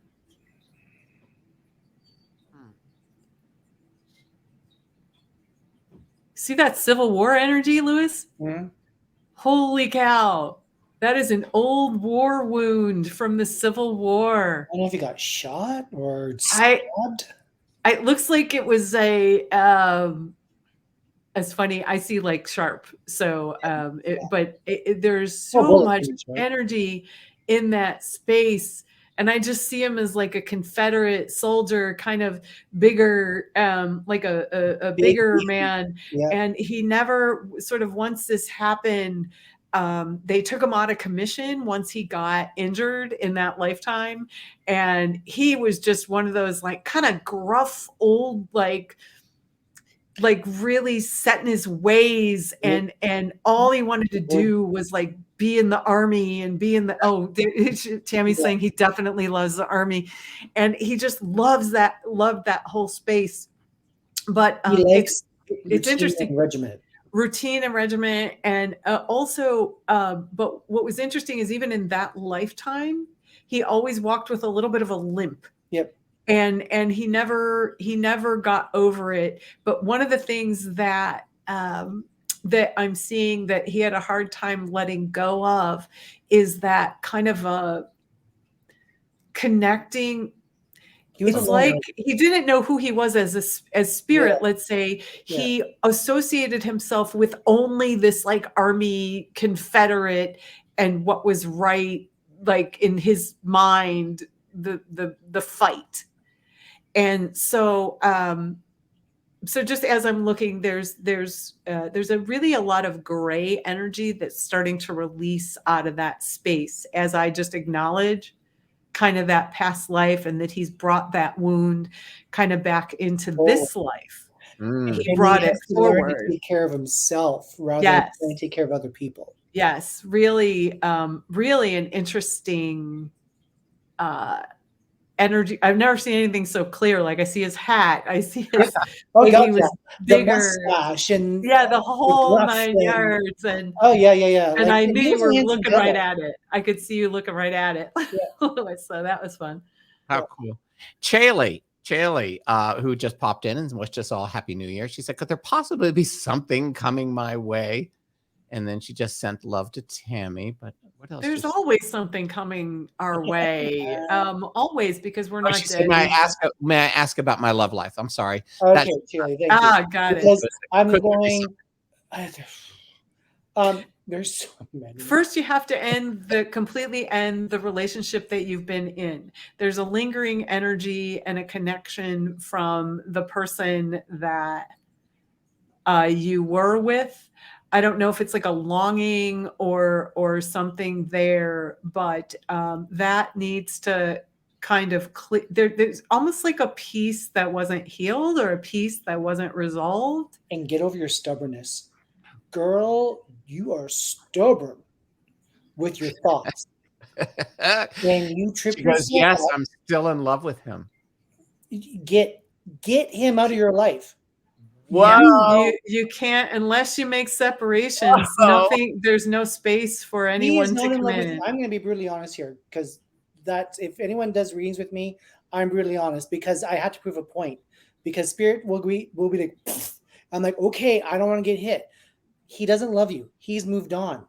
Why are you stuck? No, why are you deciding to stay stuck?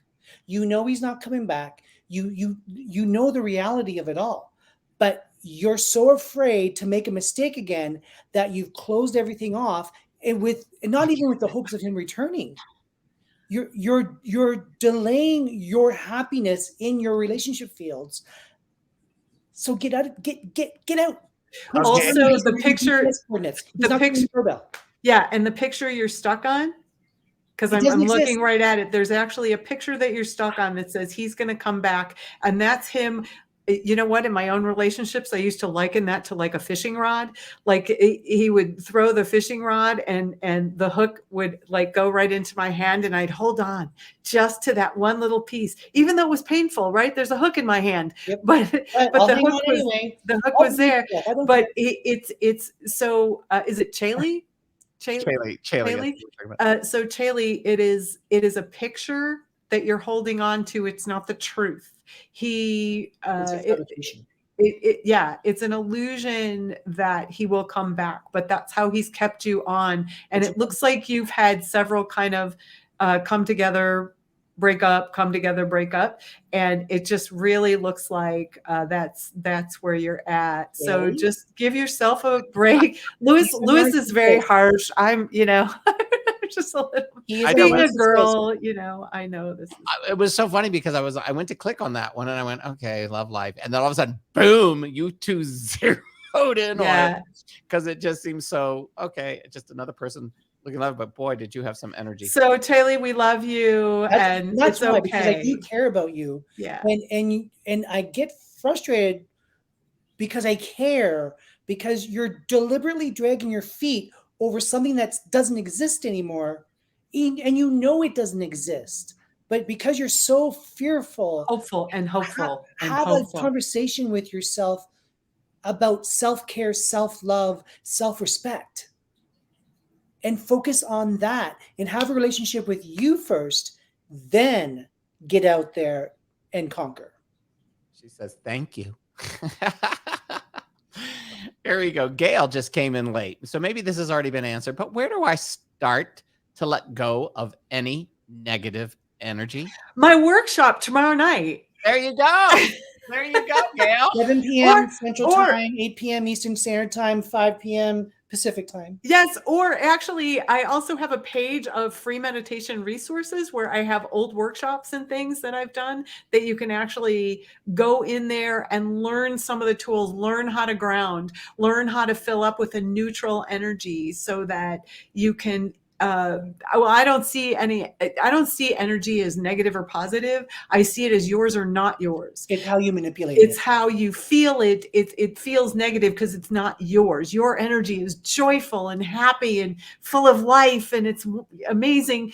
And then, something else, i.e. the male energy that you're experiencing, Gail, listen, male energy is also, it's creating almost a depression, and whoever this male is made you very responsible for his experience in life and all of that. So Gail, I'd love to have you in my workshop tomorrow night. If not, go to my website and grab a meditation or two, and that will help you a lot. Can they get the information for tomorrow night on your website? Yes. Okay, there it is. And Gail, on top of that, stop the negative chatter. Yeah. You have to get self-punishment. Yeah. Like put the whipping cat of nine tails away. It's been done. And focus on not what you can control, because you try to control everything. Focus. But look at how she does that from her heart in such a loving way. And that sometimes what you give is not always returned in the way that you give it. And you're a scorekeeper. You have to stop keeping score, because not everyone's going to think and do the way that things that you do. So put out your best intention without having an expectation of something returned. But if they don't return, and they don't return often, then stop giving.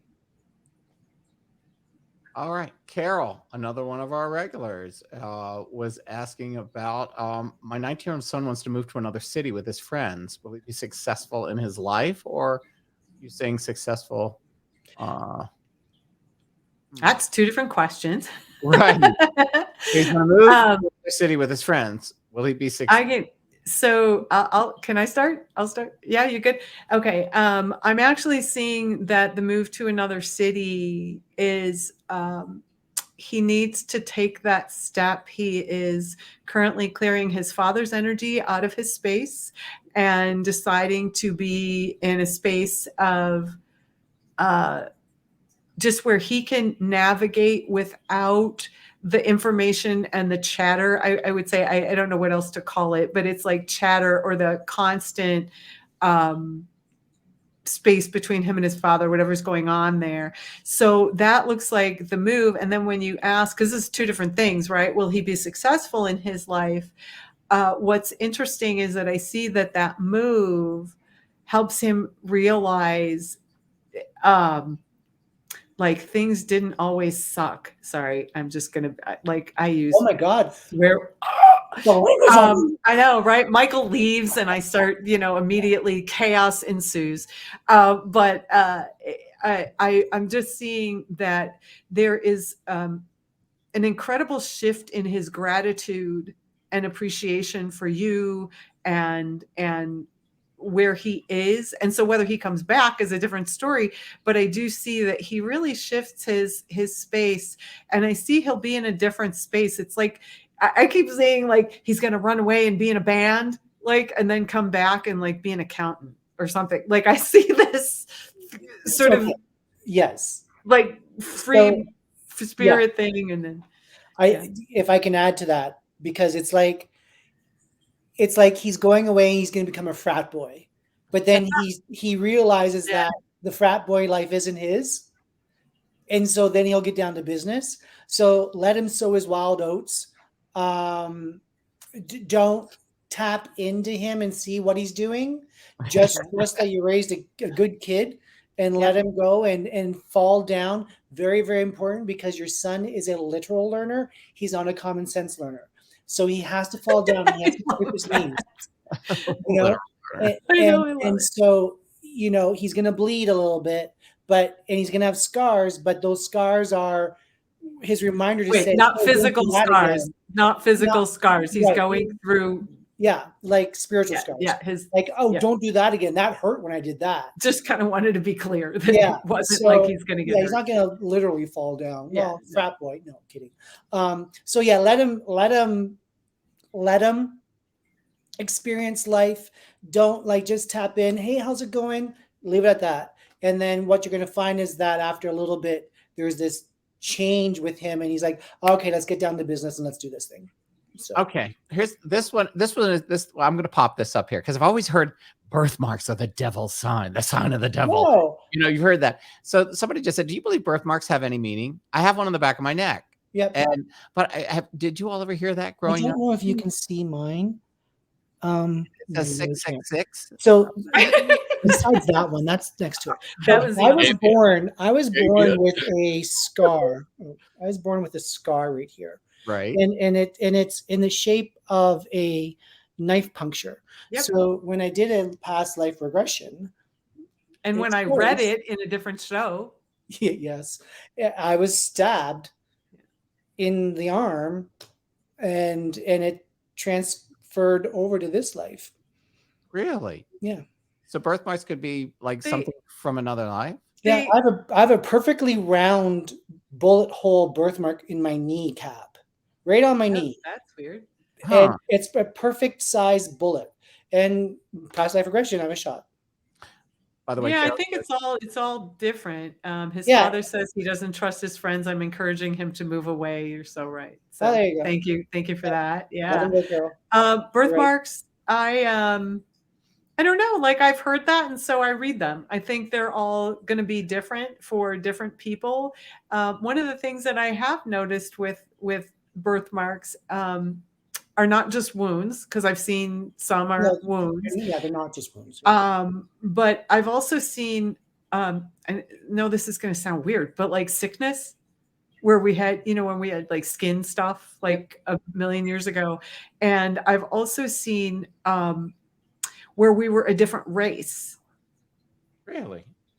And that it comes forth, it comes kind of forward. So I think that it's all different, but yes, I've heard that too. And I always enjoy looking at the energy of these different things, because it's really, to me, it's just fascinating, right? Okay, what is it? Is that one or not?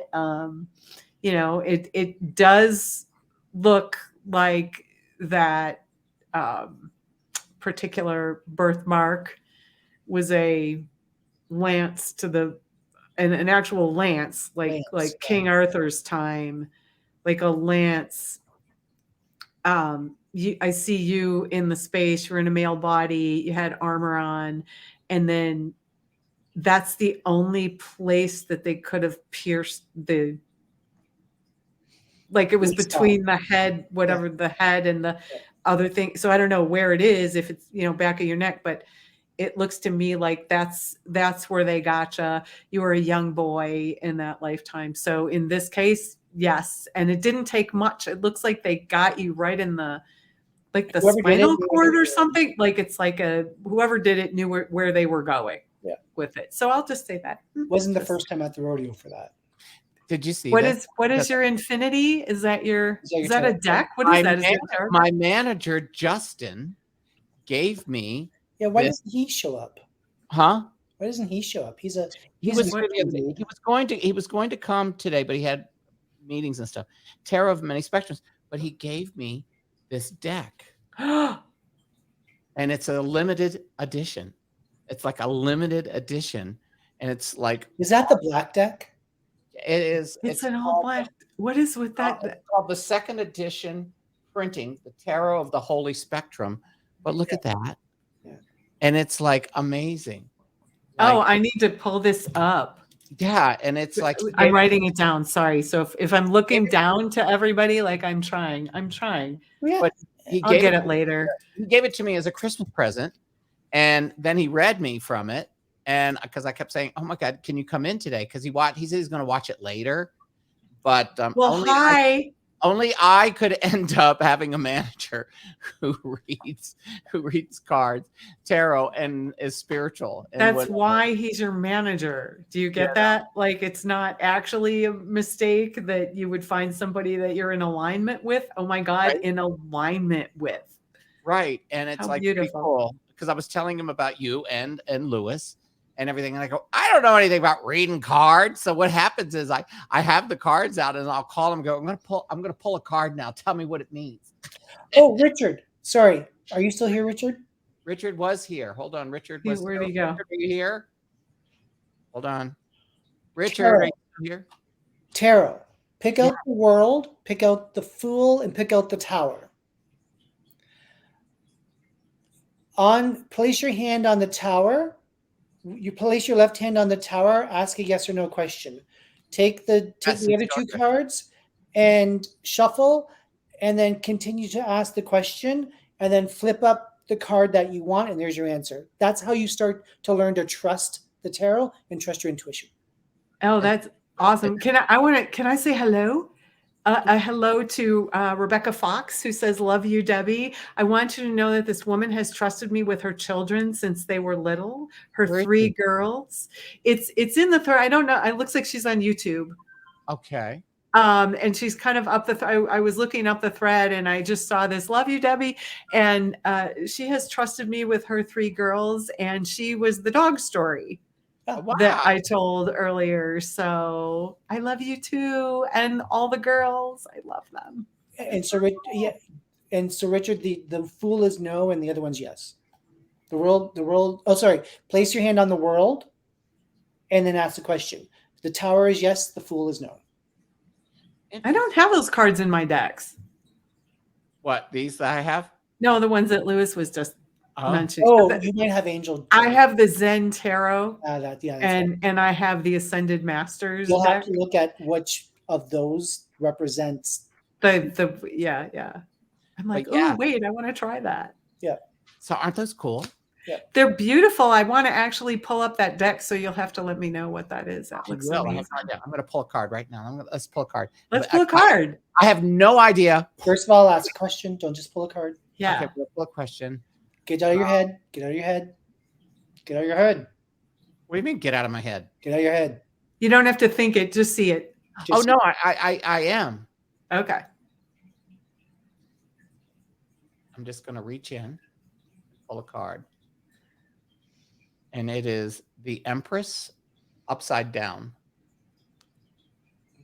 Does it really matter if they're upside down or right side? That's a beautiful deck.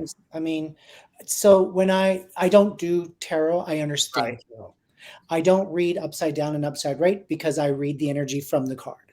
Right. So what that card represents for you is patience, and that there is, I know, right? And that there is success, but it's delayed success, not delayed as in years. It's delayed as in more information needs to happen first in order for you to go to the next level. But the Empress is about spread. And so what you also need to do is learn to juggle and not put all your cards into one pile. For example, not one character, but focus on 3 characters. Okay. It just blew me the fuck away. Because my question was my show going to New York. Yeah, I saw that. And at the same time, what Lewis just said about 3 different things, the people that want to take the show and produce it, they don't just want to do the Paul Lynde show to New York. They want to develop the Michael one-man show. That is the story of my life, which is like what Whoopi Goldberg did, and what's her name who did My Big Fat Greek Wedding did. They go what Billy Crystal has done at John Leguizamo. Anyway, they so they have that and Esther. So there's 3 things, and it's so funny because what's happening is their specific message to me during our last meeting was, we want to take this slowly. We want to do it right. We're not just going to go to New York. You're going to retool, rebuild the show in another theater on the West Coast, then move it there. And if it goes to off-Broadway, keep it there and then go to Broadway for a limited run. But it's not something that's going to happen like next week. Does that make sense? So it'll be that card out and you said that, I was like, not one thing, Guess not what I'm talking about. 3 things. Yeah. And just reading the energy as you were talking about it is it is going to be, you might have said it, Lewis, but like a rebuild, like from like they're going to repackage it, rebuild it, and then redo it again. Yeah. Like there's a space where it's not, I don't know if you said that just now, but it needs to be rewashed. Yeah, it'll be rebuilt, but then it will be revisited so that it's interesting. There's like a whitish energy on it, and it just starts to clear as we say hello to it. So anyway, I just that was fun. That was pretty cool. I love that deck though. Gail, Sabine or Sabina? I'm trying to see here. Hold on. Facebook. Sabina, where? This. Okay. Oh no, Gail Pitchin. Oh, right here. Yeah. Sabine or Sabina? Here it is. About the unanswerable, about spirit guide. Yeah, I answered it. Oh, you already did? Mm-hmm. Okay. And you don't know Sabine from this world, so off planet. It's right. Off planet being. Yeah. Mm-hmm. Yvonne Lynch. Wow, Debbie Lewis, thank you. I always feel drawn to the Roman centurions and their armor, and I feel like I had a life cut short. Thank you so much. Richard, look forward to trying that. There was another one. Did you something? What was it? Another person on YouTube. Do you see a soul coming into my son and wife's life anytime soon? As a baby? As in baby? I see a little. I see a. So first of all, I want to preface this with, there are baby beings around families, couples, women in particular, all the time. Okay. So it just depends on which one they call in. But even when I read the question, I see kind of a little boy that's hanging out with them. But it doesn't look like yet. Like there has to be something with cleaning out the lifestyle. There's something there's something needs to be a little more grounded or a little more, I don't know if there's something with a job or something like that, but there's something with it. But I do see like kind of this little baby being lovely, innocent from, it looks like he's a soul that is coming from a different incarnation, very innocent, very innocent little soul.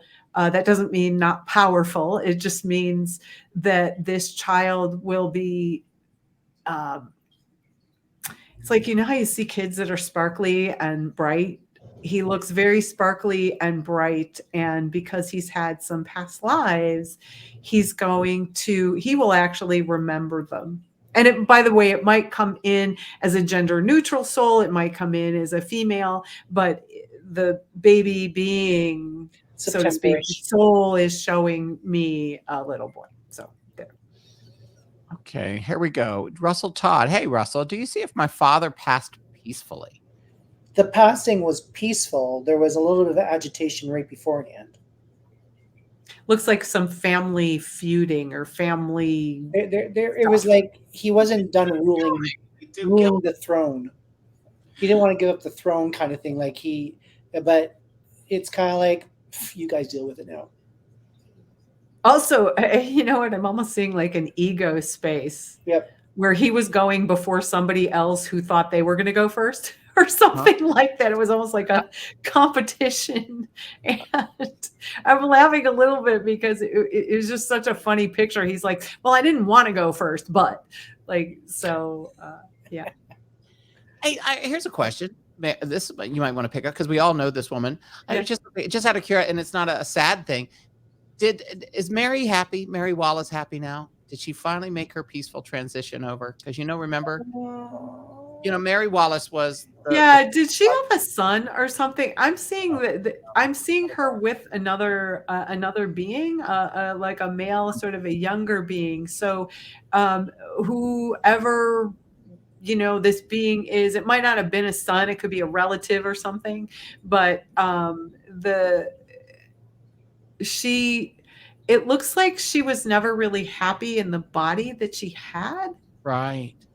And that her crossing over is like very free. It's really interesting. Like she looks like she's free, but I don't know if this makes any sense, but she's resting. Yeah. Good. Makes total sense. Like she's resting. She's not controlled anymore. Not at all. And not by her body. Right. Not by her. She's one of those souls that looks like she came into the body, but was never comfortable in it. Right. At any given time. So there might have been things that didn't work, like her brain might not have worked right when she was trying to think about stuff or whatever. But Carolina's just going at it. Look at that. I know. I keep blocking her. Like it's kind of like, you want We've made it, Lewis. Okay. The trolls are here. No, it's like Mary Lou's like, you want me to live in this body? Well, okay. Right. If you insist. Very connected with spirit. Oh gosh, she was as spirit, she agreed to come in and have this life, but it looks like she touched a lot of people's lives. She more taught than what she knew or something, and it exactly, and it's really beautiful. But she's absolutely resting. She met me. She was like one of my biggest fans. Everybody knew. If anybody said anything bad about me, Mary Wallace came at them like a pit bull. And if you remember, I'm the reason why I was the one that made them do a welfare check, because she had gone into a diabetic coma and nobody had checked on her. Oh gosh, that's right.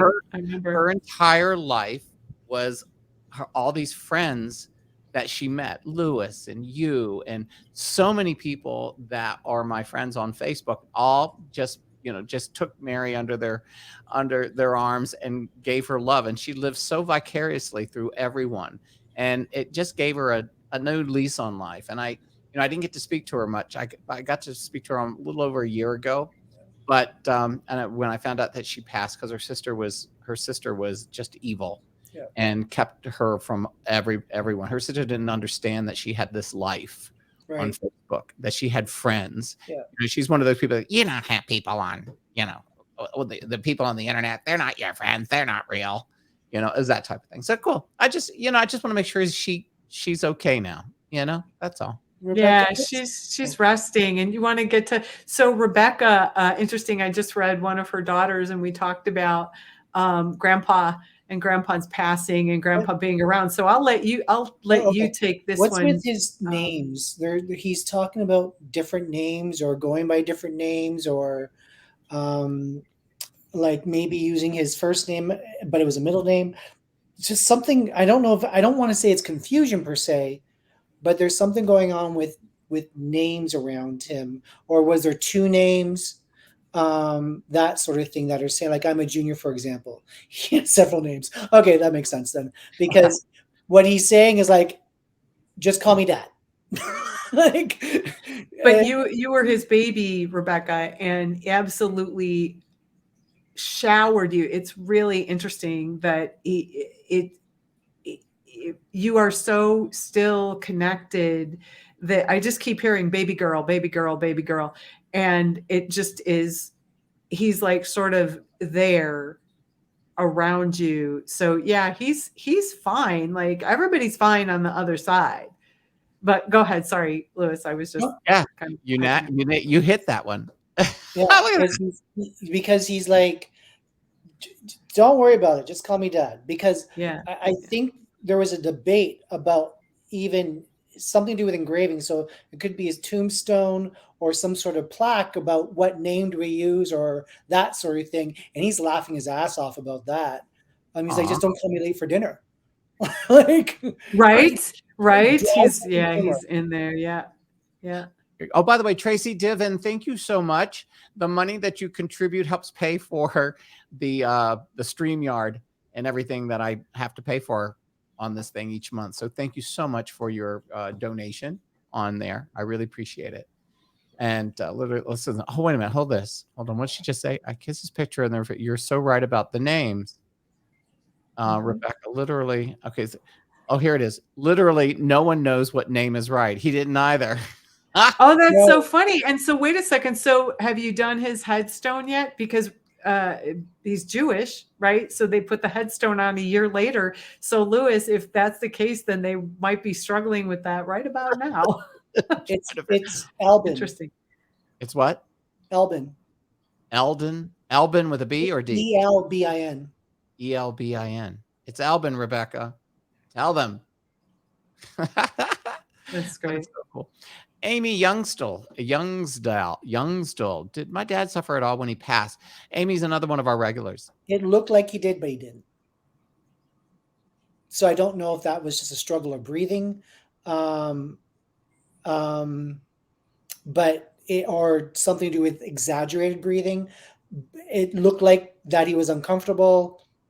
I think he was kind of doped up, to be honest. So he really wasn't, but his physical body was reacting. But he passed peacefully. By the way, Rebecca says yes. That's what he said it was supposed to be, Albin.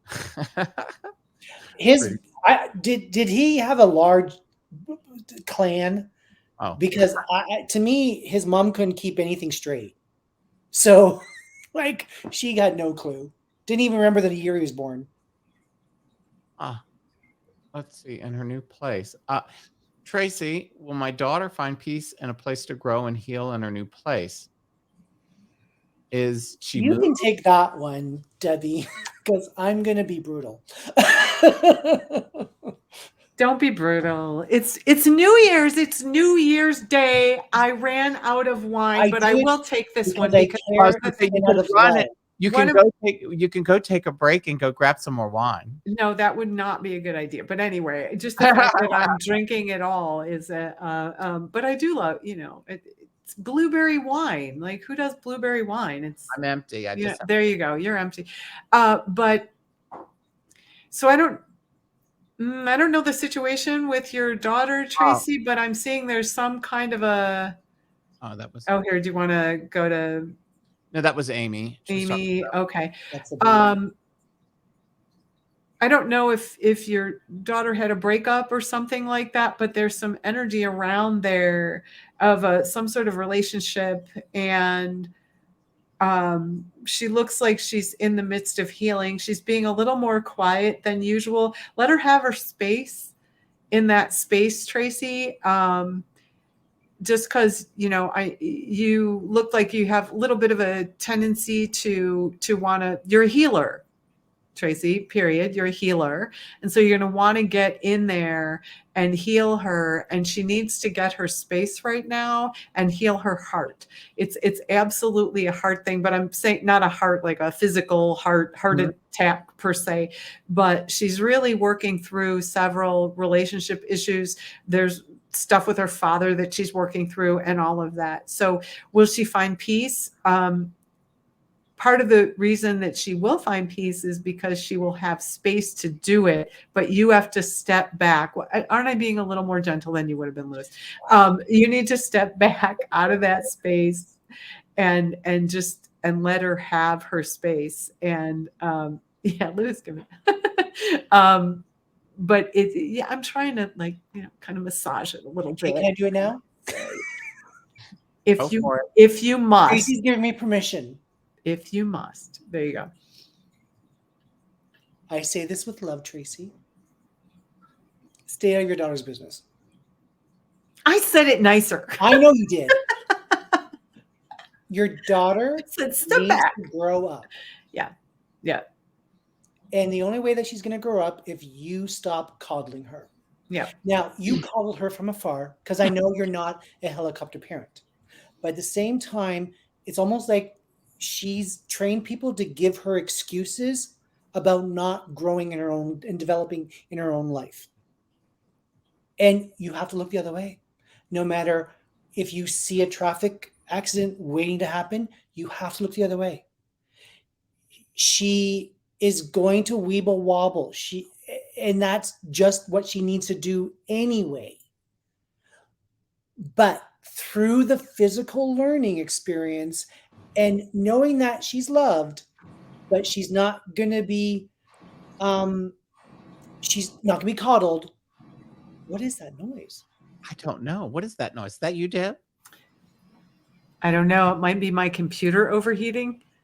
Oh God. Here, I'll mute. Okay. No, but then we can't hear you. Well, but I'll unmute when I'm going to talk until it passes. Yeah, I was going to say that I just stuck up the contacts for both of you. Oh, perfect. Spiritsinsight.com and Lewis's Linktree account that you can contact him for anything. He does massages on the side. Wait, I didn't know that. I'm just kidding. I'm not with happy endings. Sorry, I just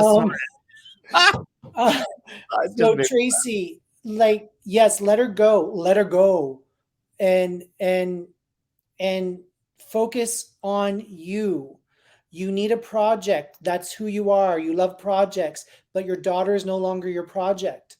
And so I want you to, and she will be okay, but she has to be going through a very physical learning experience right now.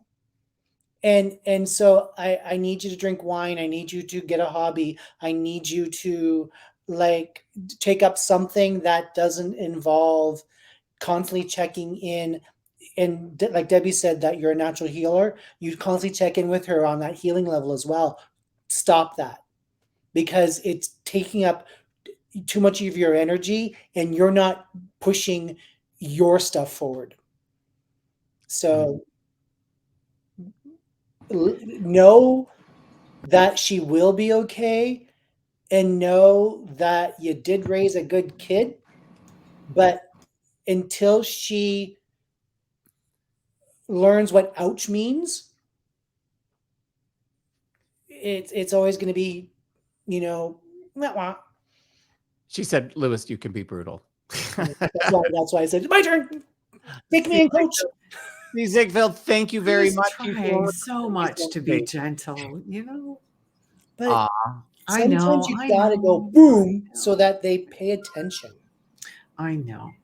So we're at 2 hours. How we doing? Well, you heard my computer. My computer was complaining for a moment there, since I have everything under the sun connected to it. But right, it's up to you two. I have to admit, the two of you have been on such a rock and roll. Like everything has been right on. I'm drinking champagne. That's true. I can tell you, if you've never been around Lewis when he drinks, I have in restaurants where he starts picking up everybody in the restaurant. And it happens after he's had a few cocktails, and I just laugh. I just sit back and I laugh my ass off. Oh my God, that's so great. What did she just say? Mary, you are truthful. There's no way to candy coat reality. I fully understand about our kids. Love that advice. Let's see. What is this? Mercury is in Aries. I appreciate bluntness. You're always going to blunt this with me. Lewis is a pussycat. What is this? Let's see. Lewis is a pussycat. I love his I mom. love it. I'm just looking at everything. Let's see. What was this? My mom has some recent health issues. I feel like she isn't taking it seriously. How can I help? You can't.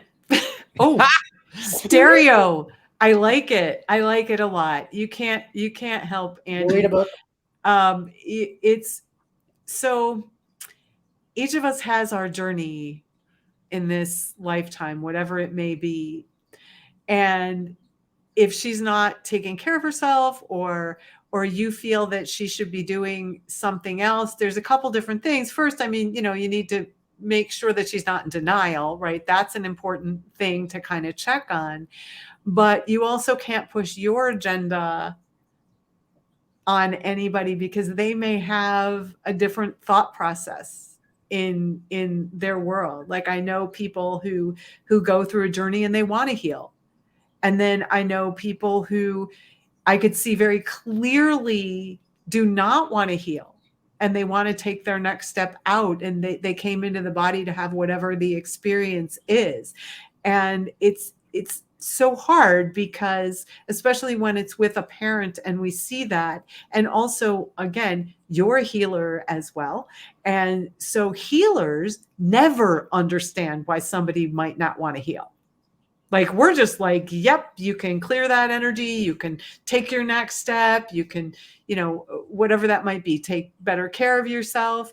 When my grandma was 102, we were telling her, my mother would yell at her for eating anchovies, and I'm like, let her eat the damn anchovies. She's 102 years old. Like, seriously. But yeah, but she's not taking care of herself. Who cares? She was 102.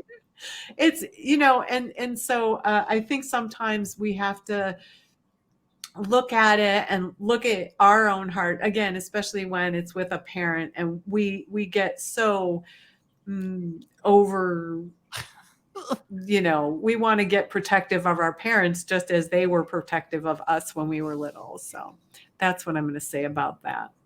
So what do you say, you two? We're going to call it a day. It's up to you two. I'm just sitting here.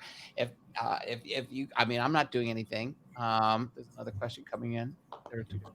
Rebecca had something that's coming. There it is. Rebecca just, what happens? It goes on YouTube, and my dad's funeral program is on the refrigerator, and there are two different names on it. You were spot on. I can't believe it. Yep. You two are on a roll today. Hey, Rebecca, I only hang out with people who are spot on. Do you know that? Like, I'm just kind of sharing that part. Let's see. Likewise.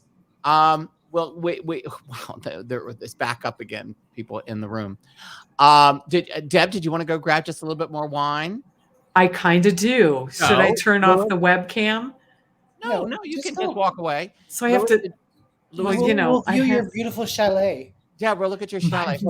My beautiful chalet. I need this picture, by the way. I need to have this picture for future chalet things. But yes, I would like to. Need David Foster on the piano, and you're all set. Right. Okay, I'll be right back, but I am going to mute. So. Okay. Too funny. No, you guys are so right on. Mercury is in Aries. Mercury's in Aries. Yeah. So I had no idea. that Mercury was retrograde. Here's the thing, Michael. A lot of people view Mercury in retrograde and they go, "Oh my God, Mercury's in retrograde. Right. Hell's gonna freeze over." We have a person who's made her entire career on that. Oh yeah. Did I just roll my eyes out loud? Yes, anyway, you did. But only you and I know who we're talking about. Right. So, Mercury is what it's going to be. Right. But if you look at it where it's like, my intention with Mercury retrograde is I'm going to get through it.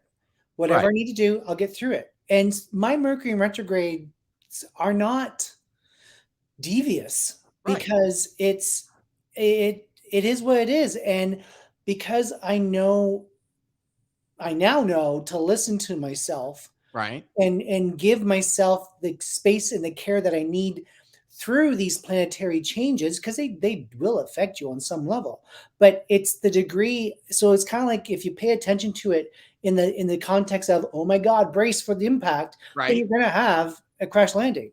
But if you're going to say, all right, you know what, step up, let's get this done, let's get through this, it will be less painful, kind of thing.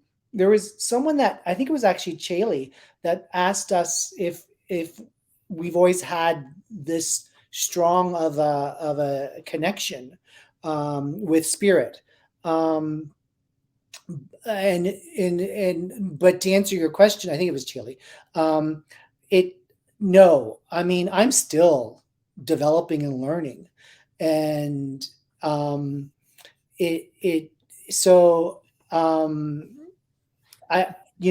me, it's like, as life on Earth evolves, so does my abilities, because I have to pivot and focus on different energies, because energies are never constant. So there's always a development phase with understanding and nurturing and tuning into the abilities. Like it's like you want to be a lawyer, you have to go to law school. So you have to go through the process of learning on how to absorb energy and be able to translate it to have it make sense to the person that I'm sitting across from. We're talking about Mercury retrograde, Deb. I don't know if you heard it. I did not, because I muted and. But it was something. I made the comment. I go, I didn't even know it was Mercury retrograde. Just somebody said it the other day. I went, oh really? Yeah. I was like, what? But Got a visitor. And also, no, it's not red. It's champagne with creme de cassis. It's a what did I call it? Aw, look at that baby. Oh, there she is. Lewis, I answered your comment on the private chat. So you said something, and so I just see it. Sorry, I had the kitten is in my lap. I've been away from the baby for long enough. So and they get quite upset. They get she's snuggling in my lap now. Well, the reason keep talking. The reason, Chaley, why you can't ignore it anymore is because you're being called. So answer the call doesn't mean that you have to be proficient or have an understanding like Deb and I have, because again, that takes time and it takes practice, it takes repetition, but understand your process. For example, when I'm connecting with spirit, because you're focusing on your mediumship. So when I connect with spirit, if they appear on my left side, I know from experience that it's the male side of the family. If they appear on my right side, it's the female side of the family. If they appear in front of me, it's likely a friend or acquaintance. And if they appear behind me, it's not connected to them at all. It's connected to someone that they know. And spirit also loves to point.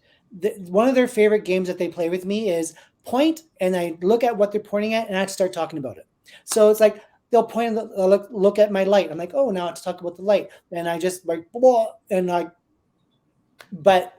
because I trust what is going to come out of my mouth, even though I don't know what it is, because I'm just the messenger. It's going to hopefully make sense to the person that I'm reading for. Anyway. Interesting. Cheryl Ann asks, if I wanted to learn more about being sensitive. Oh, I'm like, who's been sensitive? What books would be good to start with? None. My meditation classes and clairvoyant classes. I'll say it again. Yes, it's, you know what? Books are intellectual. Sensitivity and reading and all the energy is looking with your energy eyes. It's connecting with spirit, which is not intellectual. It's, in fact, it's even two different places kind of in your head. We actually have an analyzer, and then we actually have a space that we look from, it's different. That's why you'll see, and I think you've probably noticed it since since we're on YouTube, how Lewis or myself, and is this like the third time we've done this, Lewis? Yep. It's not like, it's not like we hang out with each other all the time and I know all his mannerisms or anything like that. But you'll see, whoops, get tangled in a headset with a kitten. You'll see that we'll look off. Yeah, I'm always looking up and around. Up and around, or I'll look down or to the side. And that's really a different way of sort of focusing. Yeah. Right? Without the distraction of like all these lovely people, commenting and all of that. It's really, it's a different space, but you already are sensitive. The fact that you're asking the question tells me you're sensitive. What you may be interested in, who knows, I don't know, is learning how to own your space a little bit more so that you're not feeling and picking up on everybody else's energy that's around you as you move through the world. Because we're all sensitive.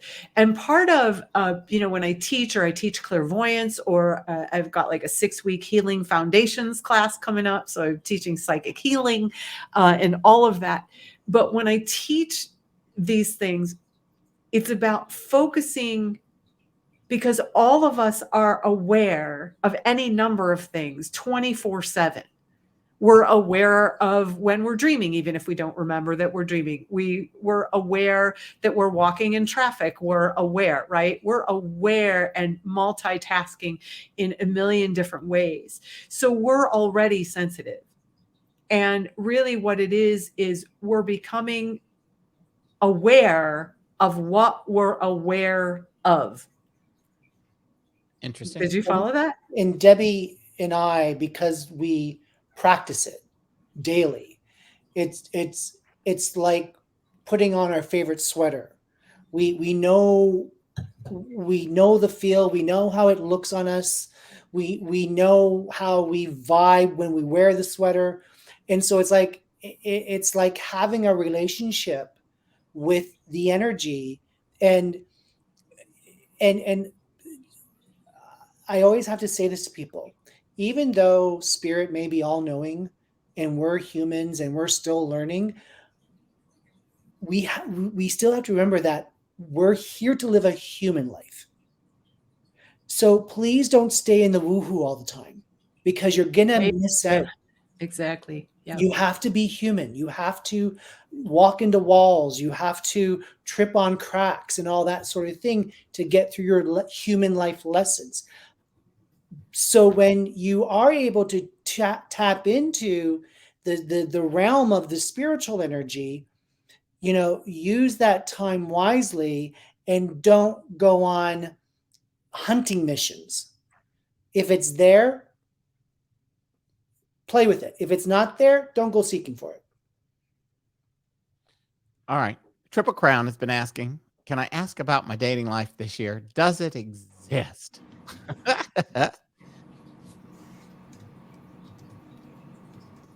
I don't know. Does it exist? I mean, really, I hate to say that. Your dating life, does it exist? It exists if you make it exist. You want it to exist. Right. Do you even want it to exist? I think you need to feel settled first. Yeah. There's a space where I'm kind of looking that says that it just all comes. Yep. Like it just appears without. I had a woman tell me, wait, is that who asked the question? Triple Crown. Oh no, Triple Crown. Okay.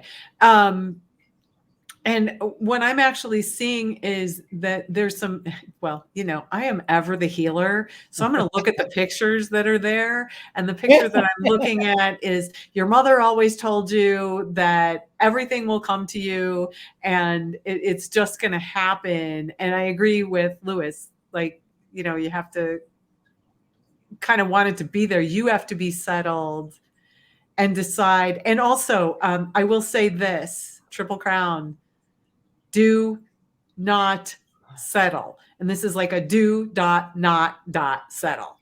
Because what I'm seeing is that you're at a point wherever you are in your life that it's looking where you're like, okay, just anyone will do here at a certain thing, or not anyone will do, but it's don't settle.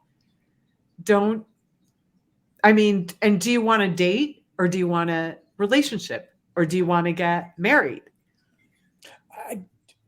That's a valid, but I mean, those are all valid questions you ask about dating life. Well, what's the end game? Are you dating for a relationship? Are you dating just to go out and have fun? Are you dating to go out and get married? There are a lot of nuances in that whole thing, right?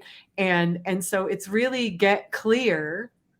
Amy says, trying not to settle is very hard for me. Well, me too, right? Because, we think, oh, we can only have this. Or I'm at this age, so I'm at this age, so yeah. Oh yeah, that's a big one. So I'll say that. By the way, somebody asked me earlier, and this is just a quick 2-second, what I was drinking. Because I love, you've intrigued everybody's intrigued with your red champagne. With so this is okay. So I go to the Christkindl Market, which is a German market in Chicago, and they have this warm mulled wine. It's like Glog, but what it is it's actually the German version. And so for any Germans out there, I'm going to pronounce this very poorly, so I apologize, but I believe it is Glowwein, which is glow wine, which is supposed to be heated. But I bought a blueberry version of it that I've been drinking because it's cold here in Chicago. But when the boys here pulled out their wine glasses, I thought, well, I'm just going to have a glass too, and poured it, and it's delicious cold. So it's blueberry Glowwein. And if I pronounced it wrong, sorry. No, what you have to do, Deb, is when you're speaking in German, you have to act like you're mad. Glühwein! And then Glühwein. Yes, Glühwein. And yes, it is sweet, Jelly. It is sweet. It's well, that's why it's supposed to be warm. But let me tell you something. Just a little bit when it's warm, gonna hit you like a ton of bricks. It is not hitting me like a ton of bricks. It's just sweet blueberry wine, but it's good. Too funny. Let's see. I'm going to go get that wine. Going to go get Mine's that. Kir Royale. Yeah, you had a Kir Royale because he watches Emily. I love Kir Royale. Yum. Have you seen Emily in Paris, Debbie? No, but I could drink with Lewis, I'm sure. Absolutely. Anytime. No, the Emily in Paris is such a good show. It really, really is. But all right. We have a lot of people in the room, but we'll take a few more questions. We're over almost 2.5 hours. Yeah. Holy mackerel. Okay. We need to leave them wanting more. Yeah. Okay. Maybe Lewis, you know what? Maybe Lewis will come on like now that I have my whole camera set up and I'm happy. I'll put myself out. Come on down. Okay. Yes. That's because you're attracting them. Do not give them that energy. You attract these hidden agendas because you're a fixer. Well, and also they put out their, you're not looking how they're living their life. You're looking at the picture they're handing you. Right. So you have to look at what they're doing and not what they're saying. Listen, I love Cher. She's 76 and dating a 33-year-old. God bless her. 35-year-old. I love her. Dore was chatting at her last night. And she was telling me, she goes, you and Cher. I said, because you were talking about age, and a lot of people go, I'm old. I don't have love. Please. It hasn't stopped me. I just haven't found the right person yet. Maybe they're there. All need bus fare. You are such an ass. But you are such an ass, Lewis. Oh wait, one of the things that Lewis and I were talking about earlier, I do want to bring this up. It was fun because we were talking about being single. Like respectively, each of us, and he was like, yeah, you know what, I'm kind of good, where I'm at, and I'm like, yeah, I'm kind of good being where I'm at.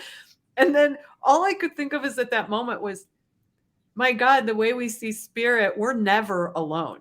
Right. So there's never, so sometimes not having that extra person to have to deal with is not a bad thing. It's not that we don't love our, exactly. our people, but it's like there's so many people Yeah. around us all the time. Right. Yes. It's like Another layer to navigate. It's like New Year's Eve last night. You know, everybody's my you were God. by yourself. Yeah. Christmas, you were by yourself. Yeah. There's a difference between being alone and being lonely. Yep. Yes. Here, here. Cheers to that. Well, listen, you two have just gone above and beyond today. Oh, this was so much fun. It's been so much fun. 2.5 hours exactly. In 20 seconds, it will be 2 hours and 30 minutes. Everybody, as you've seen, I'm going to put this up here one more time. You want to get a reading with these incredible friends of mine. There's the contact right there that you can get them. Those are the websites right there. And come join my workshop tomorrow night. Workshop 7 p.m. Central. Lewis and Debbie are going to do some shows together. I can tell already. And then what we'll do is maybe we can do like what I do with Corby once a month. We'll have the two of you on, and and we can just have fun and do this fun. I'm in. But anyway, everybody's saying best New Year's Day ever. Oh, thank you. Thank you all for coming. Thank you. Give it up for Lewis Mabee and Debbie Taitel. I mean, you two of you have been so right on today. It's just been incredible. This is Michael Airington, and I'm telling you, we're going to be doing more of these this year. Bye-bye, everybody. Bye-bye. Bye. Thank you.